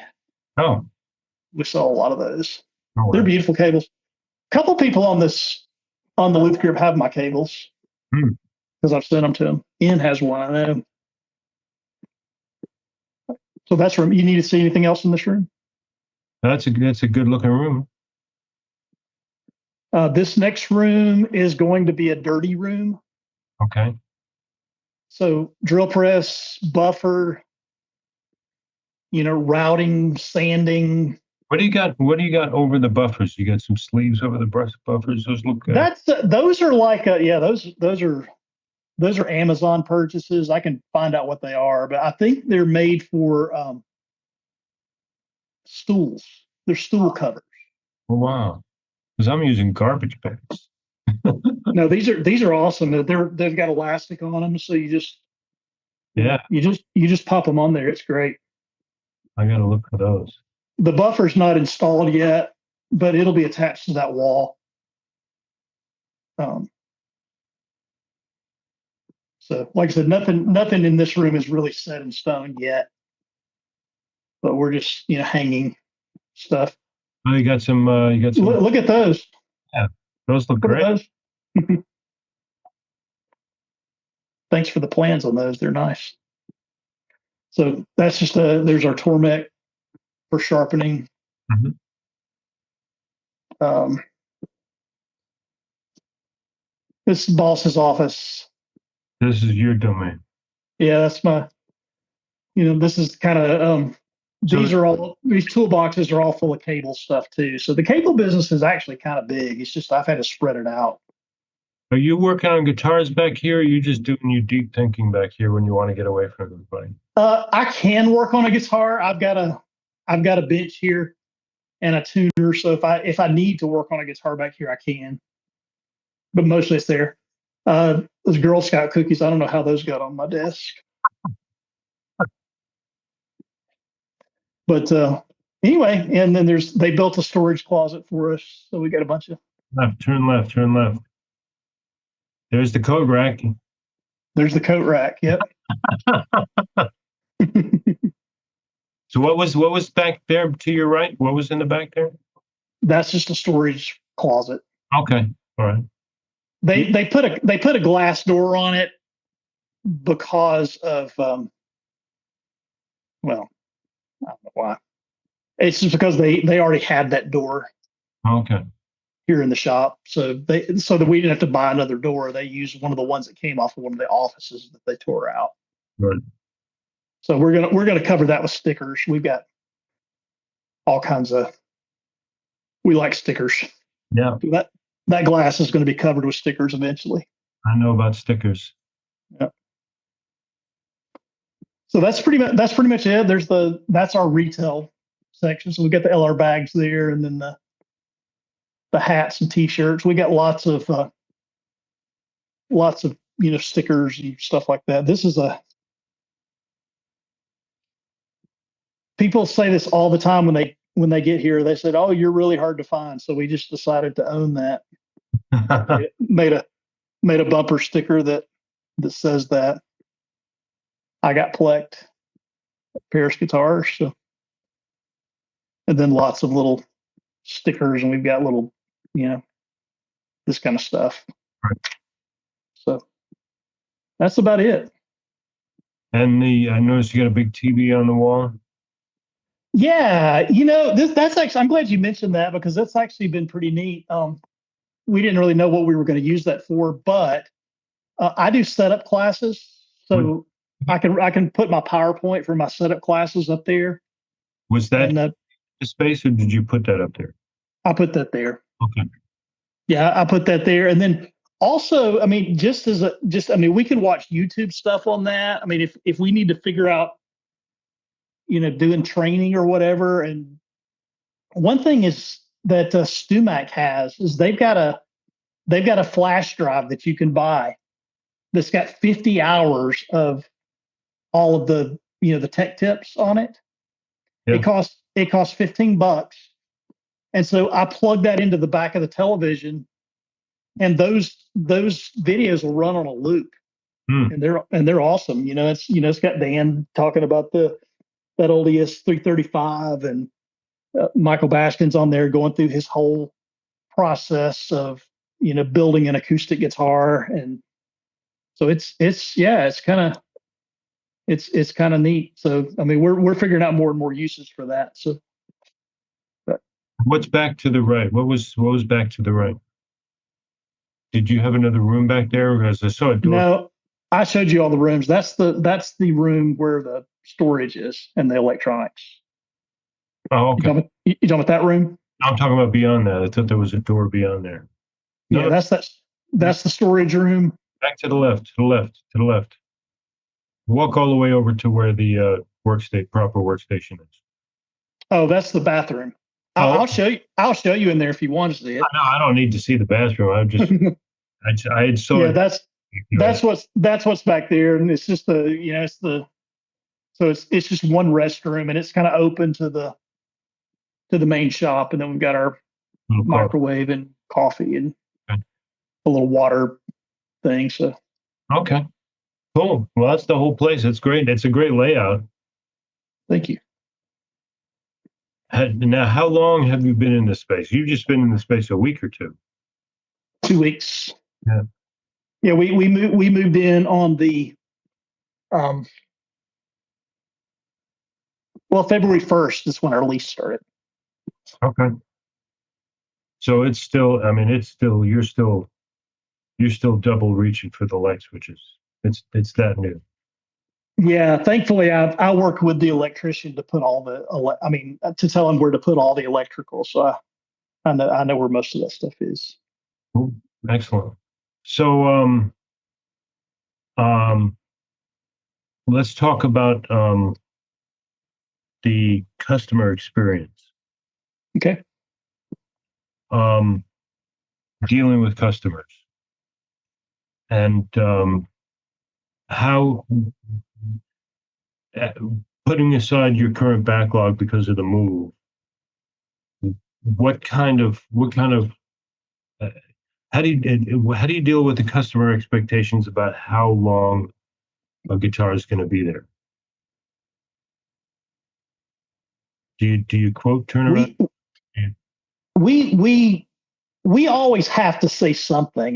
They always want to know, how long it's going to take, and we say that sort of hesitantly that our turnaround setups right now is probably around 2 weeks, and some people won't bat an eye at that, and some people will, and we don't do a rush charge or anything like that. Now sometimes if somebody's coming from way out of town, and it's not unusual for us to have people drive over an hour to get here.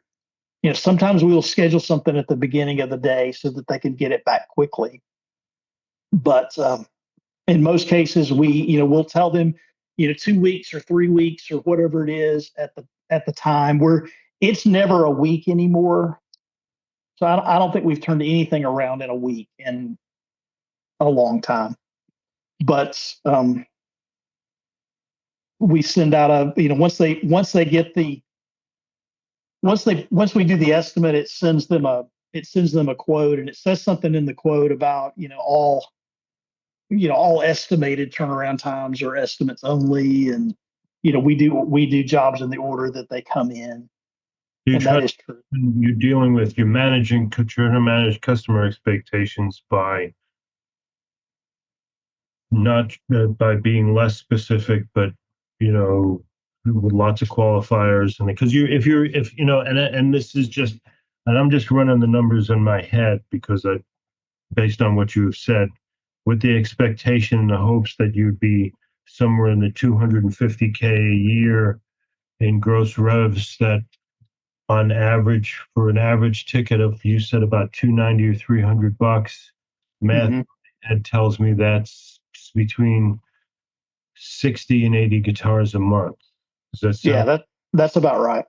and that's just, I'm just doing that in my head. So you're running about 60 to 80 guitars a month through there, which if I do it in the easy math, which is 80, that's running 20 guitars through there a week. At that average ticket, give or take, you got a lot of setups, they run through quicker. You get, Mhm.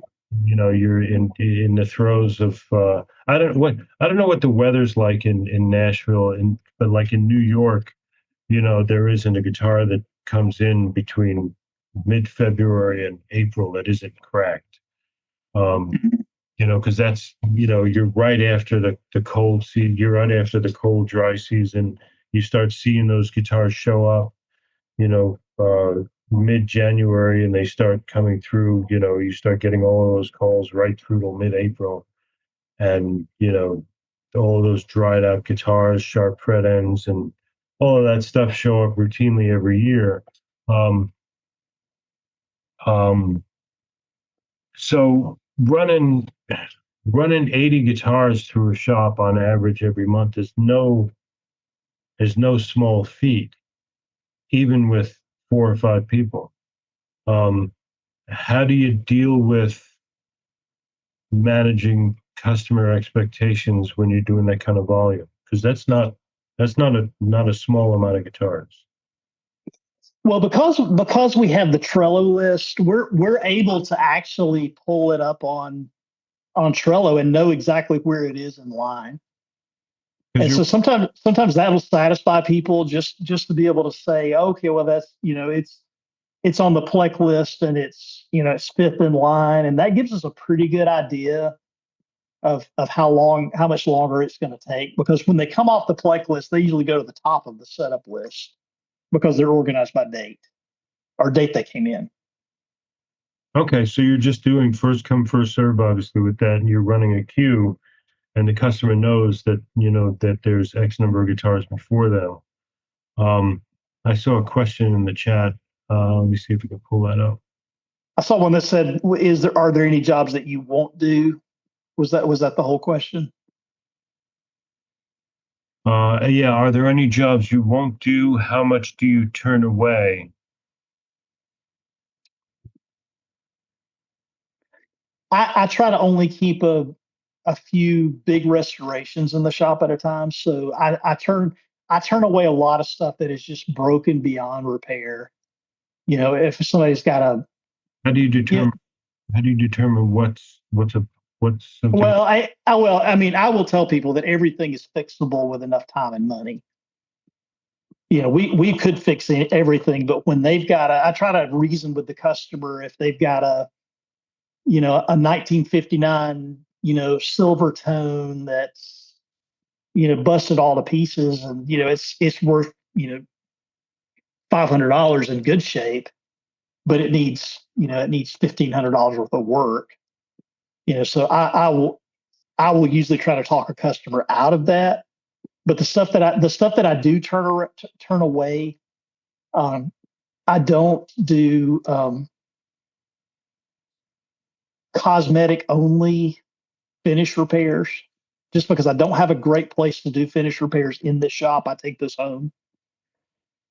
So I still have a place where I can spray at the house, but I don't have a spray booth here at this shop. You may have noticed. So So the there's no stuff that there's no is restricted to, um, small touch-ups. yeah, here in the shop. But I I usually don't do.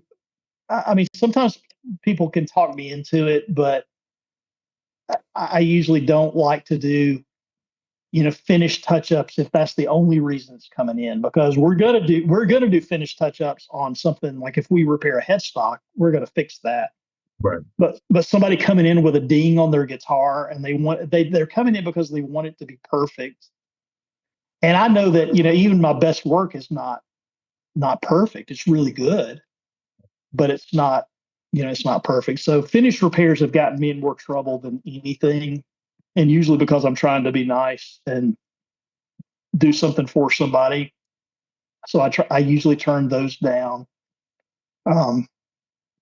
What else? There's got to be other stuff that I turn down.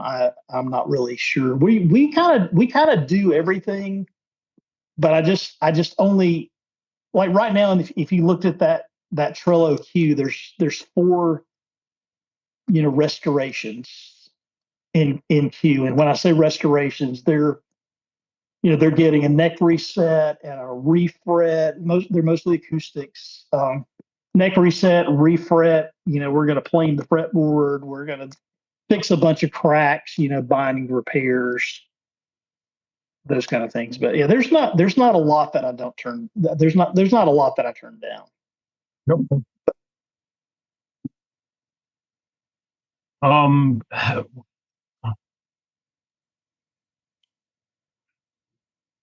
I have a question. Yeah, who's that? Me. I'm not sure if this is a loaded question or not, but with a big backlog of guitars and the PLEK machine and a lot of tools, what is the insurance situation like? Is there a big insurance payment, or I'm just curious. I really get nervous about that stuff myself. Great question. Yeah, and it's not as expensive as you would think. I mean, I pay less than $5,000 a year for insurance, and that is what's specifically related to the shop is general liability in case we screw something up. Are you Or if insured? Who are you insured through? Are you doing Heritage or are you doing somebody else? No, I've got a local broker Okay. that we're insured through. So I've got that. We had to add a bunch when we got the PLEK machine because it's $100,000 machine. Right. So if something happened to that, we would have to be able to cover that. And when I moved, I posted some pictures of that guitar room where we have stuff stored, and so my agent saw that, and he wrote me and he said, "Hey, just how many dollars worth of guitars do you think you have in stock?" And it is true that we were underinsured on customer guitars. Do you have an inland marine policy attached to your general liability by your general business policy? How are the guitars covered? What he said that we needed to,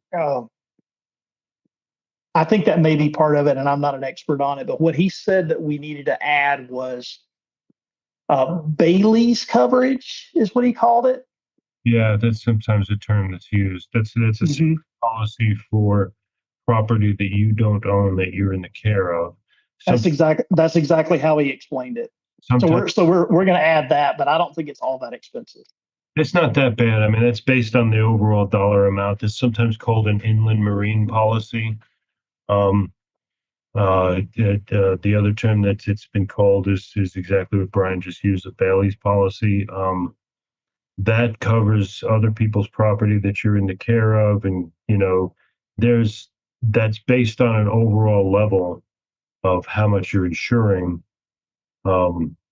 And there are, depending on who writes it and who underwrites it, what's covered is within certain limitations. If you lose your mind and head over to the bandsaw and saw somebody's, Martin D41 in half, it'll probably be the last check your insurance company ever writes on your behalf. But, Mhm. generally speaking, you carry a general business policy that covers you for your liability, slip and falls. Somebody's, coming out of the nail salon along the way and slips on a patch of ice and decides to sue everybody with a storefront in the shopping center. Also, it covers you for catastrophes if there's a fire in the in the food establishment that's attached to the thing, and everybody's sprinkler system goes off and it winds up destroying your PLEK machine in the process, that's where that will cover. Your secondary policy would be your inland marine policy, your Bailey's policy that covers your customers' instruments. And that's dependent on the exact question that your insurance agent asked you. How many guitars? What's the value of that room there? Somebody lit a match, threw it in there, and ran away. What kind of right? That's what that's based. I would say on average we probably have $60,000 worth of guitars. Yeah, and that's probably $600 a year. Mm-hmm. Maybe 1,000. Yeah. General rule of thumb, you want to, your insurance bill will probably be about 10% of your overall coverage. So I carry a $2 million policy for all the instruments that are in house. It costs me about $2,000 a year. There are limits that you can set to that. To help you keep the insurance premium down on any given single instrument ticket. I have a cap of $16,000 per instrument, up to $2 million. That keeps the premiums from getting crazy. And if somebody walks in with a $125,000 guitar and one instrument, you can get a rider for that single instrument that doesn't cost particularly that much. And I let the customer know that they're expected to pay for the rider while their instruments in my care, and then I do everything I can to get that bloody instrument out of the shop as quickly as possible. Just for the liability sake. But that was a great question. Thank you for that. I was struggling to find the right words to ask the question, because of course there is no such thing as a problem customer. They're a myth, right? Mm-hmm. How do you deal with problem customers? Because when you're running 60 guitars, see, the biggest problem with our business is that we're serving guitar players, which of course we all know are nuts to begin with. So, how do you deal with problems when they arise? And I always try to, reason with people. I mean, we've had this conversation in the shop, and there's so very few that are like this. But sometimes we just have customers that are just absolutely unreasonable. So I usually go the extra mile to make them happy if I can. There's been things that have happened in the shop, that have cost me money, like we damaged something and I pay for it or whatever. But so let me ask you, but let me stop you there and ask you about that. Because accidents happen. We've all got our personal respective war stories and horror stories that we can tell, which we won't spend time doing that. But you're in a multiple-looth shop. Stuff happens. You're trying to get work done. You're trying to get guitars on and off the bench in a reasonably,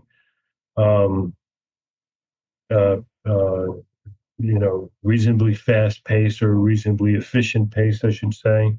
And somebody zigs when they should have zagged, and everything comes to a dramatic halt. mm-hmm. When in a multiple-looth shop, how are you dealing with that when it happens? Y'all did a video with Frank Ford before he passed away, and one of the things he said was, he calls the customer and he says, what can I do to make you whole on this? And that's really been my approach to that. Had a tech in the shop who was installing a strap button on a guitar. And he had the guitar flipped over, and he was drilling the hole. It was on the heel of the guitar, and he drilled it on the wrong side. So he drilled it on the top side instead of the bottom side. Well, I mean, I can fix that, and I can make that look good, but I can't make it perfect. So what I decided to do in that situation is that I bought the guy a brand new D18. And it turns out it was not a D18, it was a 0018. And so I had this conversation with him, and I was like, man, I'm willing to buy you a new guitar. I said, that's the only way I can make this thing perfect. And we've got dealers that we work with that we could get a good deal, and we could found out I could get a 0018 for $1,800, which was worth it to me, because we would keep the guitar, and and that's what we did. We kept the guitar and we sold it. But turned out he always wanted a D18, and he regretted buying the 0018. So I said, tell you what, I'll buy you a D18. So I bought him. We went down there. I met him down at the guitar store. He looked at 5 different D18s. He didn't pick the one that I would have picked, but he picked one of the D18s, and it was the one he liked, and I paid for it. And he was so happy. He bought it. He wrote us a 5-star Google review, and he told the whole story in the Google review. So if you go to our Google, there's a review on there that says, hey, they ruined my guitar, but guess what? They brought me a new one, and they're awesome. Okay. So it's there, but that's something that I'm willing to do. I'm willing to do whatever needs to be done to serve a customer well. Okay. So let me ask you the flip side of that question. You had a Luth that drilled a hole in the wrong side of the guitar. What's the flip side of that equation? How do you deal with that internally? Dealing with the customer is one thing. How do you deal with that internally? It's just something that happens, and it wasn't intentional, and and I've done stuff just as bad, and I mean, if somebody did something like that 10 times, we'd have a problem. But Right. it happened once, and and I know how easy it is to get involved in the job and do something hurtful to the instrument that you didn't intend to do. So Yes. that particular thing, it was completely forgiven. And So do you handle it from the standpoint of with a lot of grace and forgiveness? Do you then consider it a training issue from there moving forward? Or do you consider when something like that happens, how do you deal with it? that particular thing was not done out of ignorance. It was an accident. It was just, it's just one of those things that could happen to anybody. You've been working all day, and it's time to do this particular thing, and you just have a brain fart, and you drill the hole in the wrong place. And it's happened to me. I'm sure it's happened to most people. Okay. And so that particular thing was not it didn't need, there was not a requirement to educate them. They knew what they did wrong, and were upset about it. So that wasn't really a need. I mean, I think that just doesn't happen very often. I've been pretty careful in the way that I've hired, and most of my guys are competent enough to. Well, I can say you have hired well, and you're, you've got, it looks like, if I'm not mistaken, it looks like only 2 out of the 4 or 5 of you, if even 2, is there anybody who came into the shop who was completely green when they got there? Well, only Elias, and and he came in because he just kind of begged for An apprentice. for an opportunity, yeah. And turns out he caught on really quick. And Okay. one of the requirements, I mean, I've got some requirements. Yeah, if I'm going to hire somebody, I mean, I want to make sure they've got to play guitar. Mhm. They've got to have this creative problem solving ability, because that's most of what we do.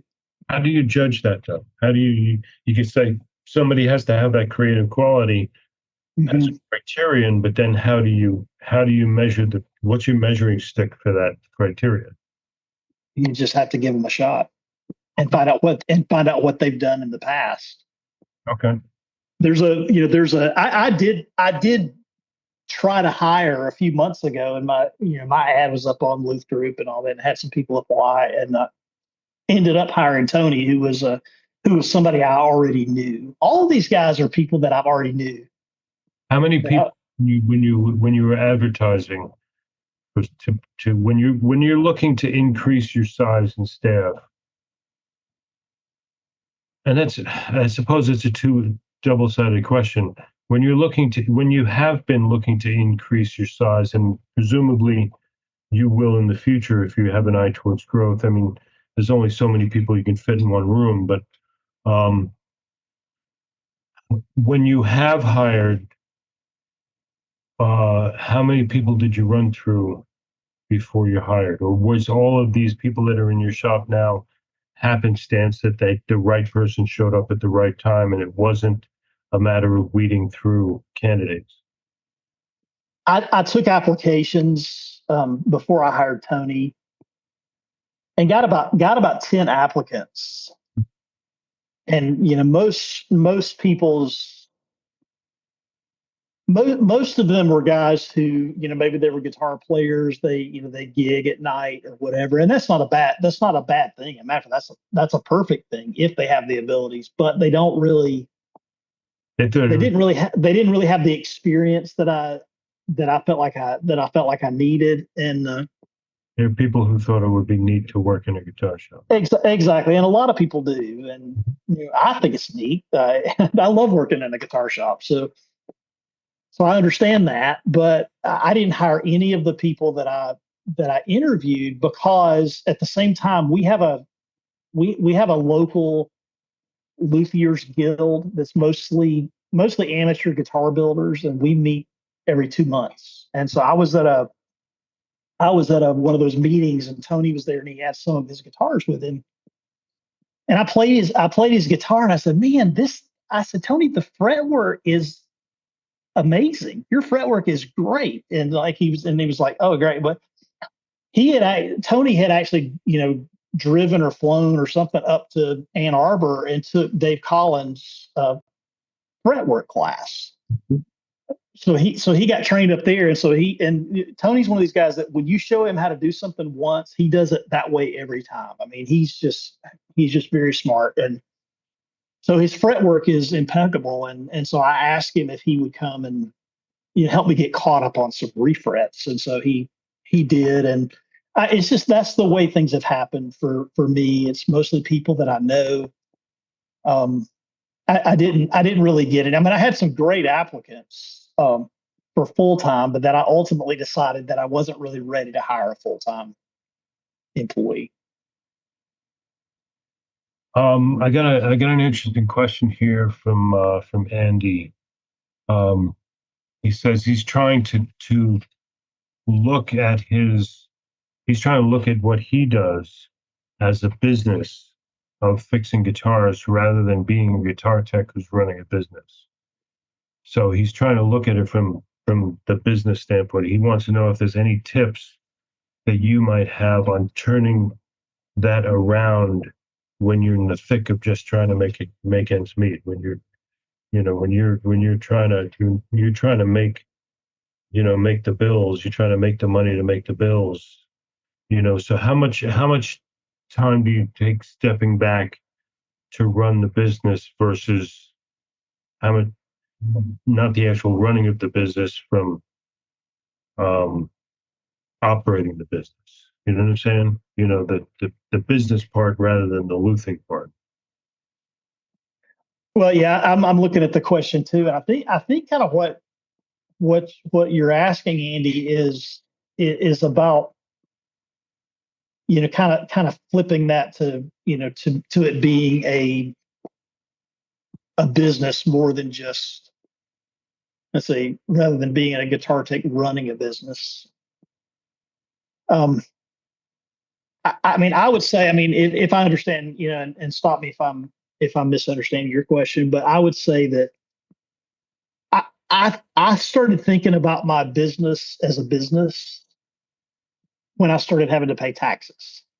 And that was way back in 2013. And I just started asking the questions, am I doing this legally because I wasn't paying any taxes. I was just doing stuff for people. And Where you come by, you put some pickups in that Les Paul, they hand you a few. yeah, exactly. And so I asked the questions to the state, which they always have really definitive answers.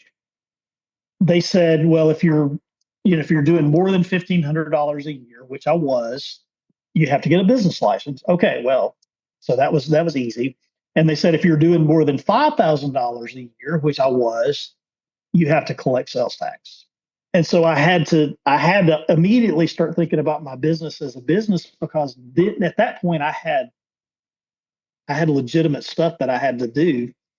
But I would say if I were trying to think about myself as a business fixing guitars, which is what I do, is to start professionalizing your business right now. You're talking about it from the standpoint, when I talk about this, I refer to it as working on the business, not working in the business. Right. And you do have to do that. But his question is like when you're in the thick of it and you're like busy, you're like busy fixing guitars all the time. I mean, how do you have time to really work on the business? But I mean, the thing is you have to make time. But I would say first of all, work on your Google presence and make sure that you have a Google My Business so that when people search for you, they get your business. That is super important. Start asking for reviews. Sorry. I was if you don't mind me interjecting, Okay. Go ahead, Andy. It was an earlier statement you said, like when you opened up the shop, you saw it and you went into the Apple stores and you had of it being a business that repairs guitars rather than you just being a guitar tech doing it. And I think I've been in that situation where I've been a guitar tech and I've grown into these spaces. And now I'm realizing that the business side of things is kind of catching up with me. And like, oh, you go, oh shit, I've got a bad month. And it's because you haven't worked on that forethought of the business, whereas you seem to have that very, very well planned out from the beginning. I think that from Bryan's standpoint, I think it's like, so for me, the question is like, how do I backtrack a bit and go, right, okay, I'm now in this situation. I'm here. I'm making enough money. Ends are being met. But let's step forward. I've got to Google My Business. I've got a website. I've got certain things in place. and that's if you allow me to just jump in here and take over for a minute, Bryan. I think, and I'm going to ask for Bryan to chime in as well. But I think what you're describing outside of the Google My Business stuff and making sure you're on whatever Facebook, and that's all marketing. That's outward projection. I think what you're talking about is the nuts and bolts in the business of running a business, finding yourself where you are. You were, as you described, a guitar tech that grew into a business, and now you find yourself running into these cul-de-sacs of issues and problems because you're working on being a guitar tech. You haven't been working on a business. And is that what you're just? That's right. Now, that's it. What I would say is, and I want to react to something very specific that you just said, that I think you need to turn it around in your head. How do I go back and catch up to where I am? And that's the mindset that will continue to get you into trouble, because you can only play the cards from where you are now moving forward. So making plans moving forward means playing your position from where you are. There is no such thing as catch up. We can't go back 5 years and start a business plan to figure out where we need to go from here where we are now. All we can do is say, what is it? And you do need to set aside time to say, I'm going to put aside the 30 minutes at the end of every day, or the 45 minutes when I get into the shop, before I even start turning a wrench on a guitar, before I even check my email, before I even contact a customer and return their text or whatever it might be, to sit down, pour myself a cup of coffee, and work on my business every day and start deciding on what those things they need to be. As it relates to your secondary question, you asked, do you think having capital up front is essential to be able to do this? I think you mean this in the big picture. Well, the answer to that is, whether it's the guitar business or whether you're, making, aircraft and anything in between, whether you're making Cupid dolls, having capital in a business is certainly something that helps. Having a lack of capital is certainly something that causes strain in the broad sense of the thing. But what I'm saying about playing your cards from where you are now, having capital set aside for helping solve problems, future growth, being able to expand your business, being able to take advantage of opportunities in the future, having more capital or some capital rather than less is always going to be a plus. But where you are now, if your quandary is, how do I find the capital, or how, if I don't have capital, how do I put myself in a position to have capital? That's what I mean by working on your business. Bryan's example is 15% of every ticket goes into a savings account to be able to be that thing that funds either future growth, helps. There almost isn't any problem on the planet that you could make go away with if you had 10 grand in the bank that you didn't have now. Bryan's story earlier about, drilling a hole in the side of a martin neck on the wrong side, the ability to be able to purchase that guitar and having the funds available to do it made a very, very uncomfortable situation turn itself around to the point where he's got this cheerleader of a customer that thinks he's, the second coming of Orville Gibson, because he was able to solve a problem for that customer that wound up making a customer whole. If you were in a position where you had a tech who was working for you drill a hole in the wrong side of a guitar, and you're 3 months behind on your rent, the bank account you have is overdrawn by $2,500, and you're still wondering where next month's next month's payroll money is coming from, and next week's payroll money is coming from. That's going to be a very difficult problem to solve for a customer. So moving forward, I think the action plan for that specific answer to that specific question is, you need to sit down and start planning for what those business plans are. If the question mark is, how do you accumulate the capital in order to growth and have that emergency fund so that big problems become little problems, because money always makes bigger problems become smaller problems. How do you move forward and put yourself in a position where that can happen? Well, there's, a solution to that problem. It might be a percentage of each ticket into a savings account. It could be a different version. If you know somebody who's willing to give you a line of credit, that's another possibility. I'm somebody who's never fond of debt being the solution to a problem. But in answer to your question, yeah, working on your business is a conscious decision, just like the conscious decision to pull the frets out of that guitar over there because I got to get it done.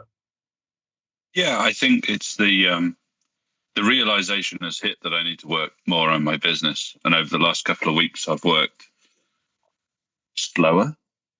Mm-hmm. Like, I haven't got as much work done, but I've actually made some progress in other areas.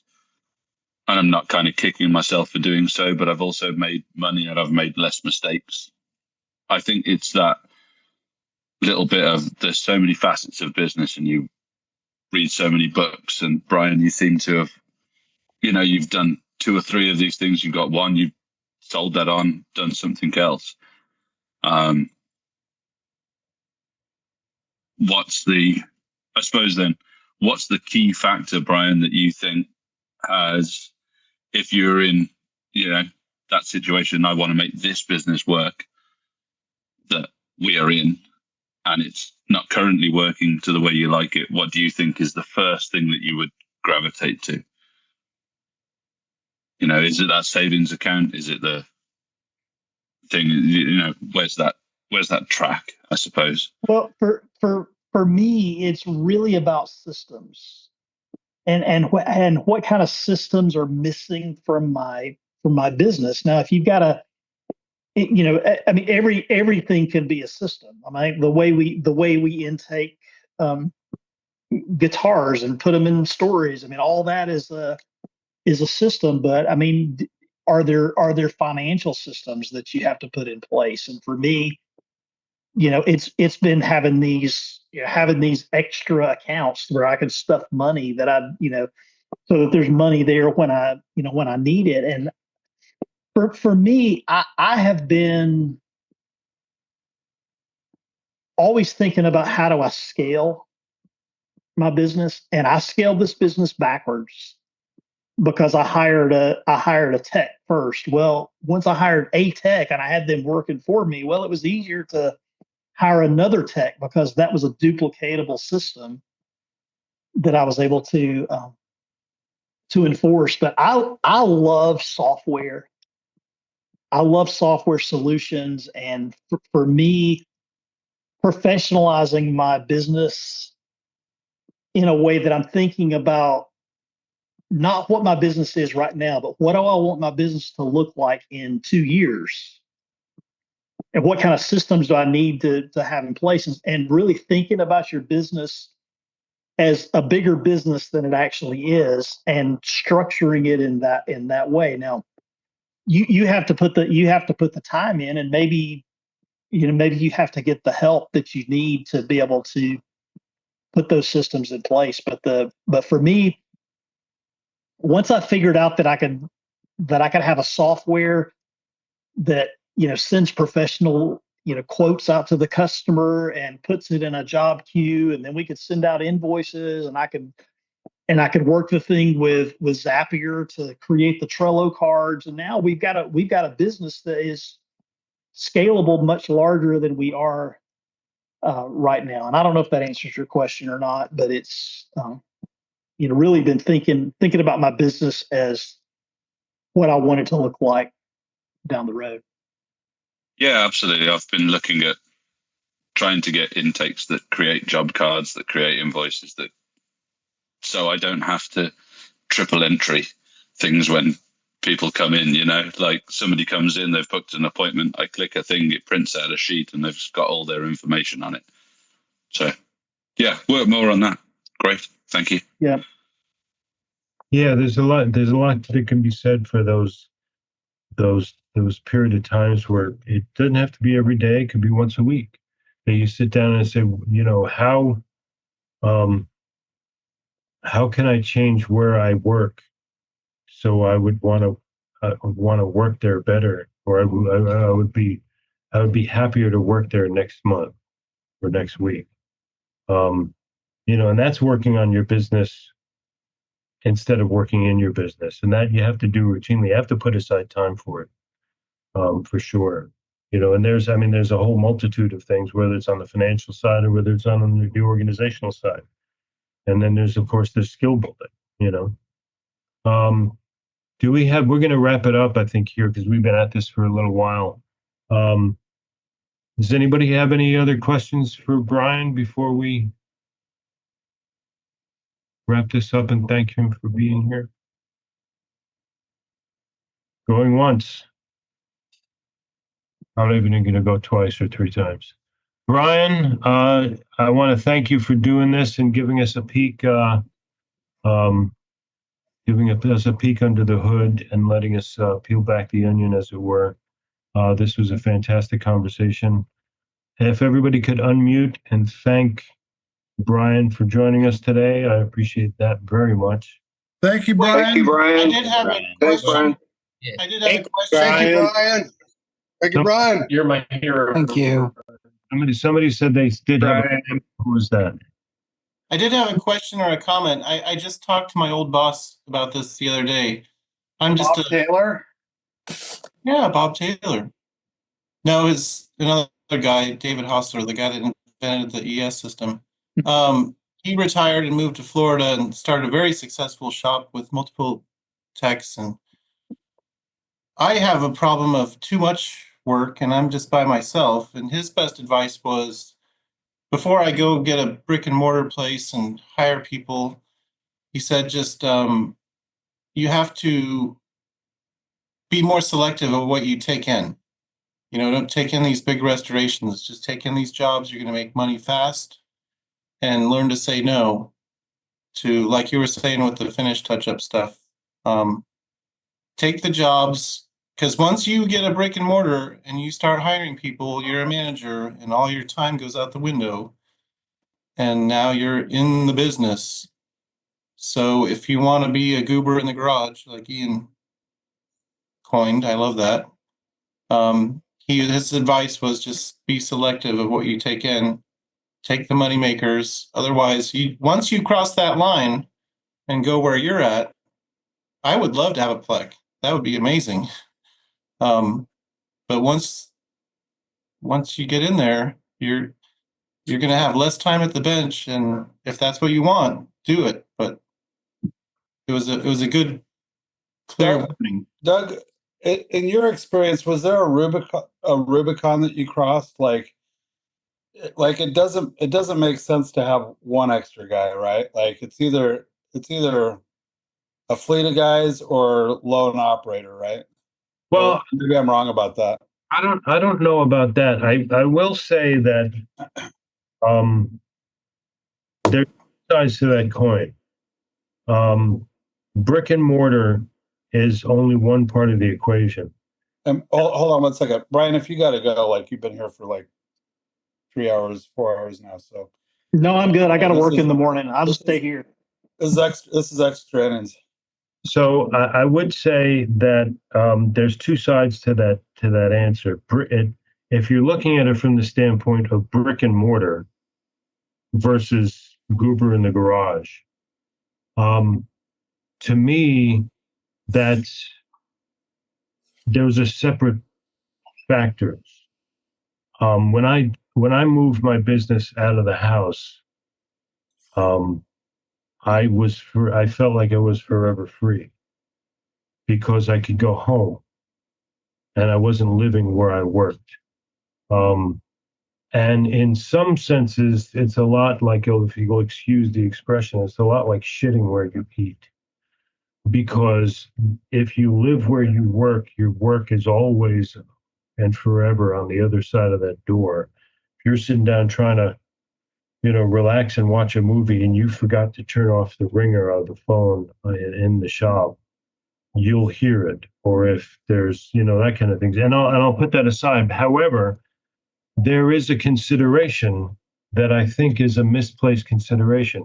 When you move out of the shop out of the house into a brick and mortar space, everybody says, yes, you're taking on rent, you're taking on utilities, you've got overhead that you didn't have before. I would challenge that assumption, because your business being in your house is consuming a lot of the resources of your house for free in your head. It's eating up part of your square footage of your house that you no longer have the use of because there's a bunch of broken guitars where you used to have a garage. It's eating up square footage, which means it's taking part of your mortgage payment. It's consuming part of your electricity bill that it wouldn't be consuming if it wasn't there.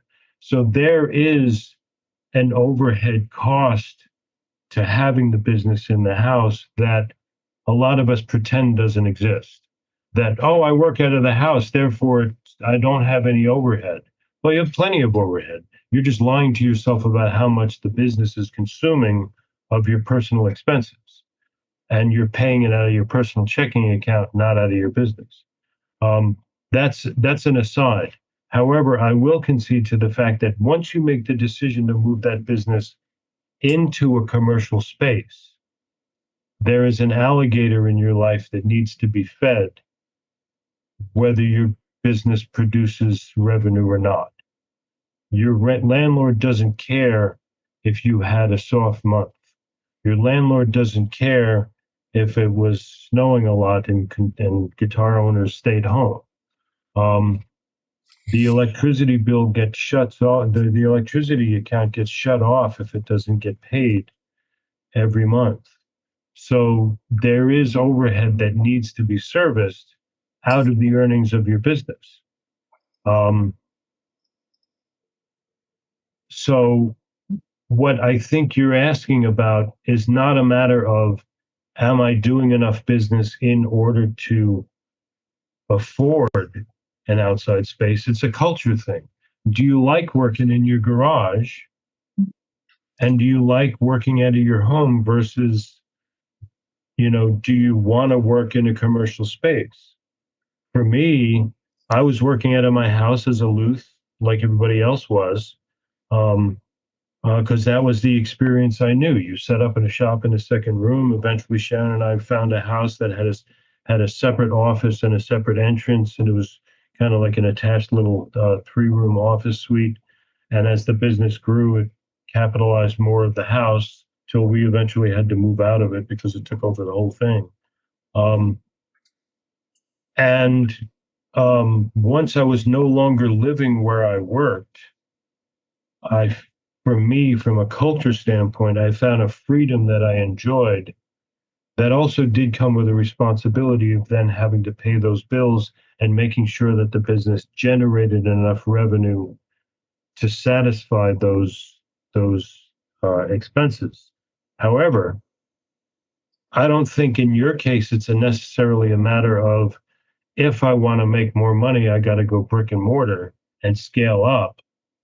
It could be just a matter of, I've got too much work as it is, and the only way I'm going to make more money is to have somebody else turning a wrench on guitars next to me. The answer could be, on the flip side of that, not being more judicious about what you accept, maybe charging more for what you're doing. My argument has always been, if you've got more work than you can handle, you're not charging enough for your work. It's almost that simple. Bryan, you want to chime in on that? I will say, when I was at that point where I just had way too much work at my home shop, and I just couldn't, I didn't want anybody else to ring the doorbell. And if you notice the picture of my first shop, the first brick and mortar store, my cell phone number was on the door, which was a huge mistake. Don't ever do that. But I will say, I still have one of these. Yeah. So I decided, at that point, I felt like my decision was to go big or go home.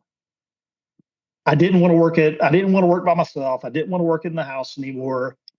I was either going to, just quit entirely or go big. And I decided to go big, but that might not be the right decision for everyone. This is what I wanted. This is what I want my business to be. And it may be that, for you, that's not what you need, or not what you want, or not how you see yourself in 5 years.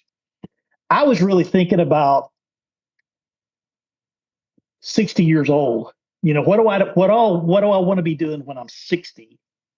Because I'm 55. I'm 55 now. So 5 years from now, what do I want to be doing? And I definitely didn't want to be climbing ladders. So I was making all those decisions. But one of the things that I really didn't think about until the Loothing for Dollars, the last Loothing for Dollars last month, about the specialization, about picking what you do, that would have been another choice that I could have made. So it could have been go big, go home, or specialize and only work on Martins or only work on whatever. But I didn't think about that at the time. For me, I just really wanted to build. I'm just always wanting to build something special and something big, and that's part of my personality. I'm always. You're talking about the tent. You're talking about a business. when you say build something big, you're talking about creating a business. And I'm going to bring it back to something we started talking about earlier when we were talking about your history, and that was an important thing for me to want to bring up. And it partially was also related to Andy's question about capital. Is that you knew you wanted to start a business and you had a vision back here of what a guitar business in your mind should look like. And there was a capital component to that you said, I'm not ready for. So your path there was actually to start another business that you could build up enough to sell it, to create the capital in which to go into the guitar business. That's an example of working on a business that didn't even exist yet. Having a plan to come up with the capital in order to do what you wanted to do, which obviously one of those things was starting a business with a PLEK machine as kind of the heart, the beating heart of that business, which is a sizable amount of capital to come up with that machine.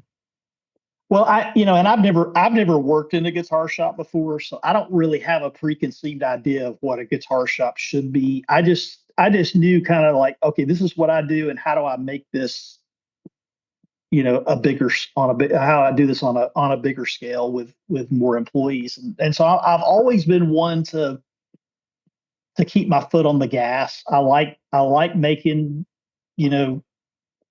quick, risky decisions, but they're always calculated. And I mean, the first PLEK machine I ever saw was the one that showed up on my door. I'd never seen a PLEK machine in person, but at the same time, I knew enough about that and knew other people that had them, and I talked to a lot of people, but I'd never been in the same room with a PLEK machine. But that's the decision I made, and it paid off. I think swift decisions in business are sometimes very valuable. You can overthink things and never do anything. Does that satisfy some of what you were asking about, Dave Stouty? Oh, totally. You and I are on the same page. It's either go big or go home. If I get a brick and mortar shop, I'm getting a PLEK machine. I'm going full in. I'm in the spot in between San Antonio and Austin where there's a dead spot of luthiers and now people have found me. I'm pushing away work. I've got more work than it's amazing that there's no one around here there's a few guys that know what they're doing, but we're all just swamped. I wanted to ask you, I missed the beginning. Do you do any warranty work for any companies? I don't. That's a good idea. One of the tips, though, that my old boss that is in Florida now, he does warranty for Martin. He doesn't take in any Martin binding repair. But on every service, he gets compensated, not what the company pays him, but like an example, Taylor neck reset, they charge $100 for. Taylor only pays $40 for. So he says, you're covered for $40 of this, but I want another $60 because we charge $100 for a Taylor neck reset. And if people balk at it, he says, send it back to the factory. Taylor does give him a hard time about that? He does it to all of them. He's warranty work for a bunch of companies. Says, this is our rate. This is what we get compensated. You make up the difference, or you can send it back to the factory. Because at one point, I don't know if it's the same, but at one point, you would lose your Martin or Taylor certification for even pulling out once. Well, he's got so much work, he doesn't care. Okay. Like, fine. Send it back to the factory. You can wait 1.5 years to get your binding fixed at Martin. He used to be your boss over at Taylor, right? Yeah. I'm sure that they're going to look the other way. Well, that's just the other advice he gave me. It's like, if I tried to pull that, I'd get a call from Rob McGarkle in a minute. Then say fine. The last thing a manufacturer wants is the guitar coming back to the factory. The customer's going to have to pay $200 to send it back and the shipping back to them. So it's like, you cover the extra $60 or you're going to be out, $250. Okay. That's the advice I'm giving people today. I'm going to start doing it myself. Okay. And if I have more work than I know what to do with. I don't need to be doing warranty work, which is, thank you, Brian. Oh, You're well, probably in a good spot where you don't have to deal with the politics of all that crap.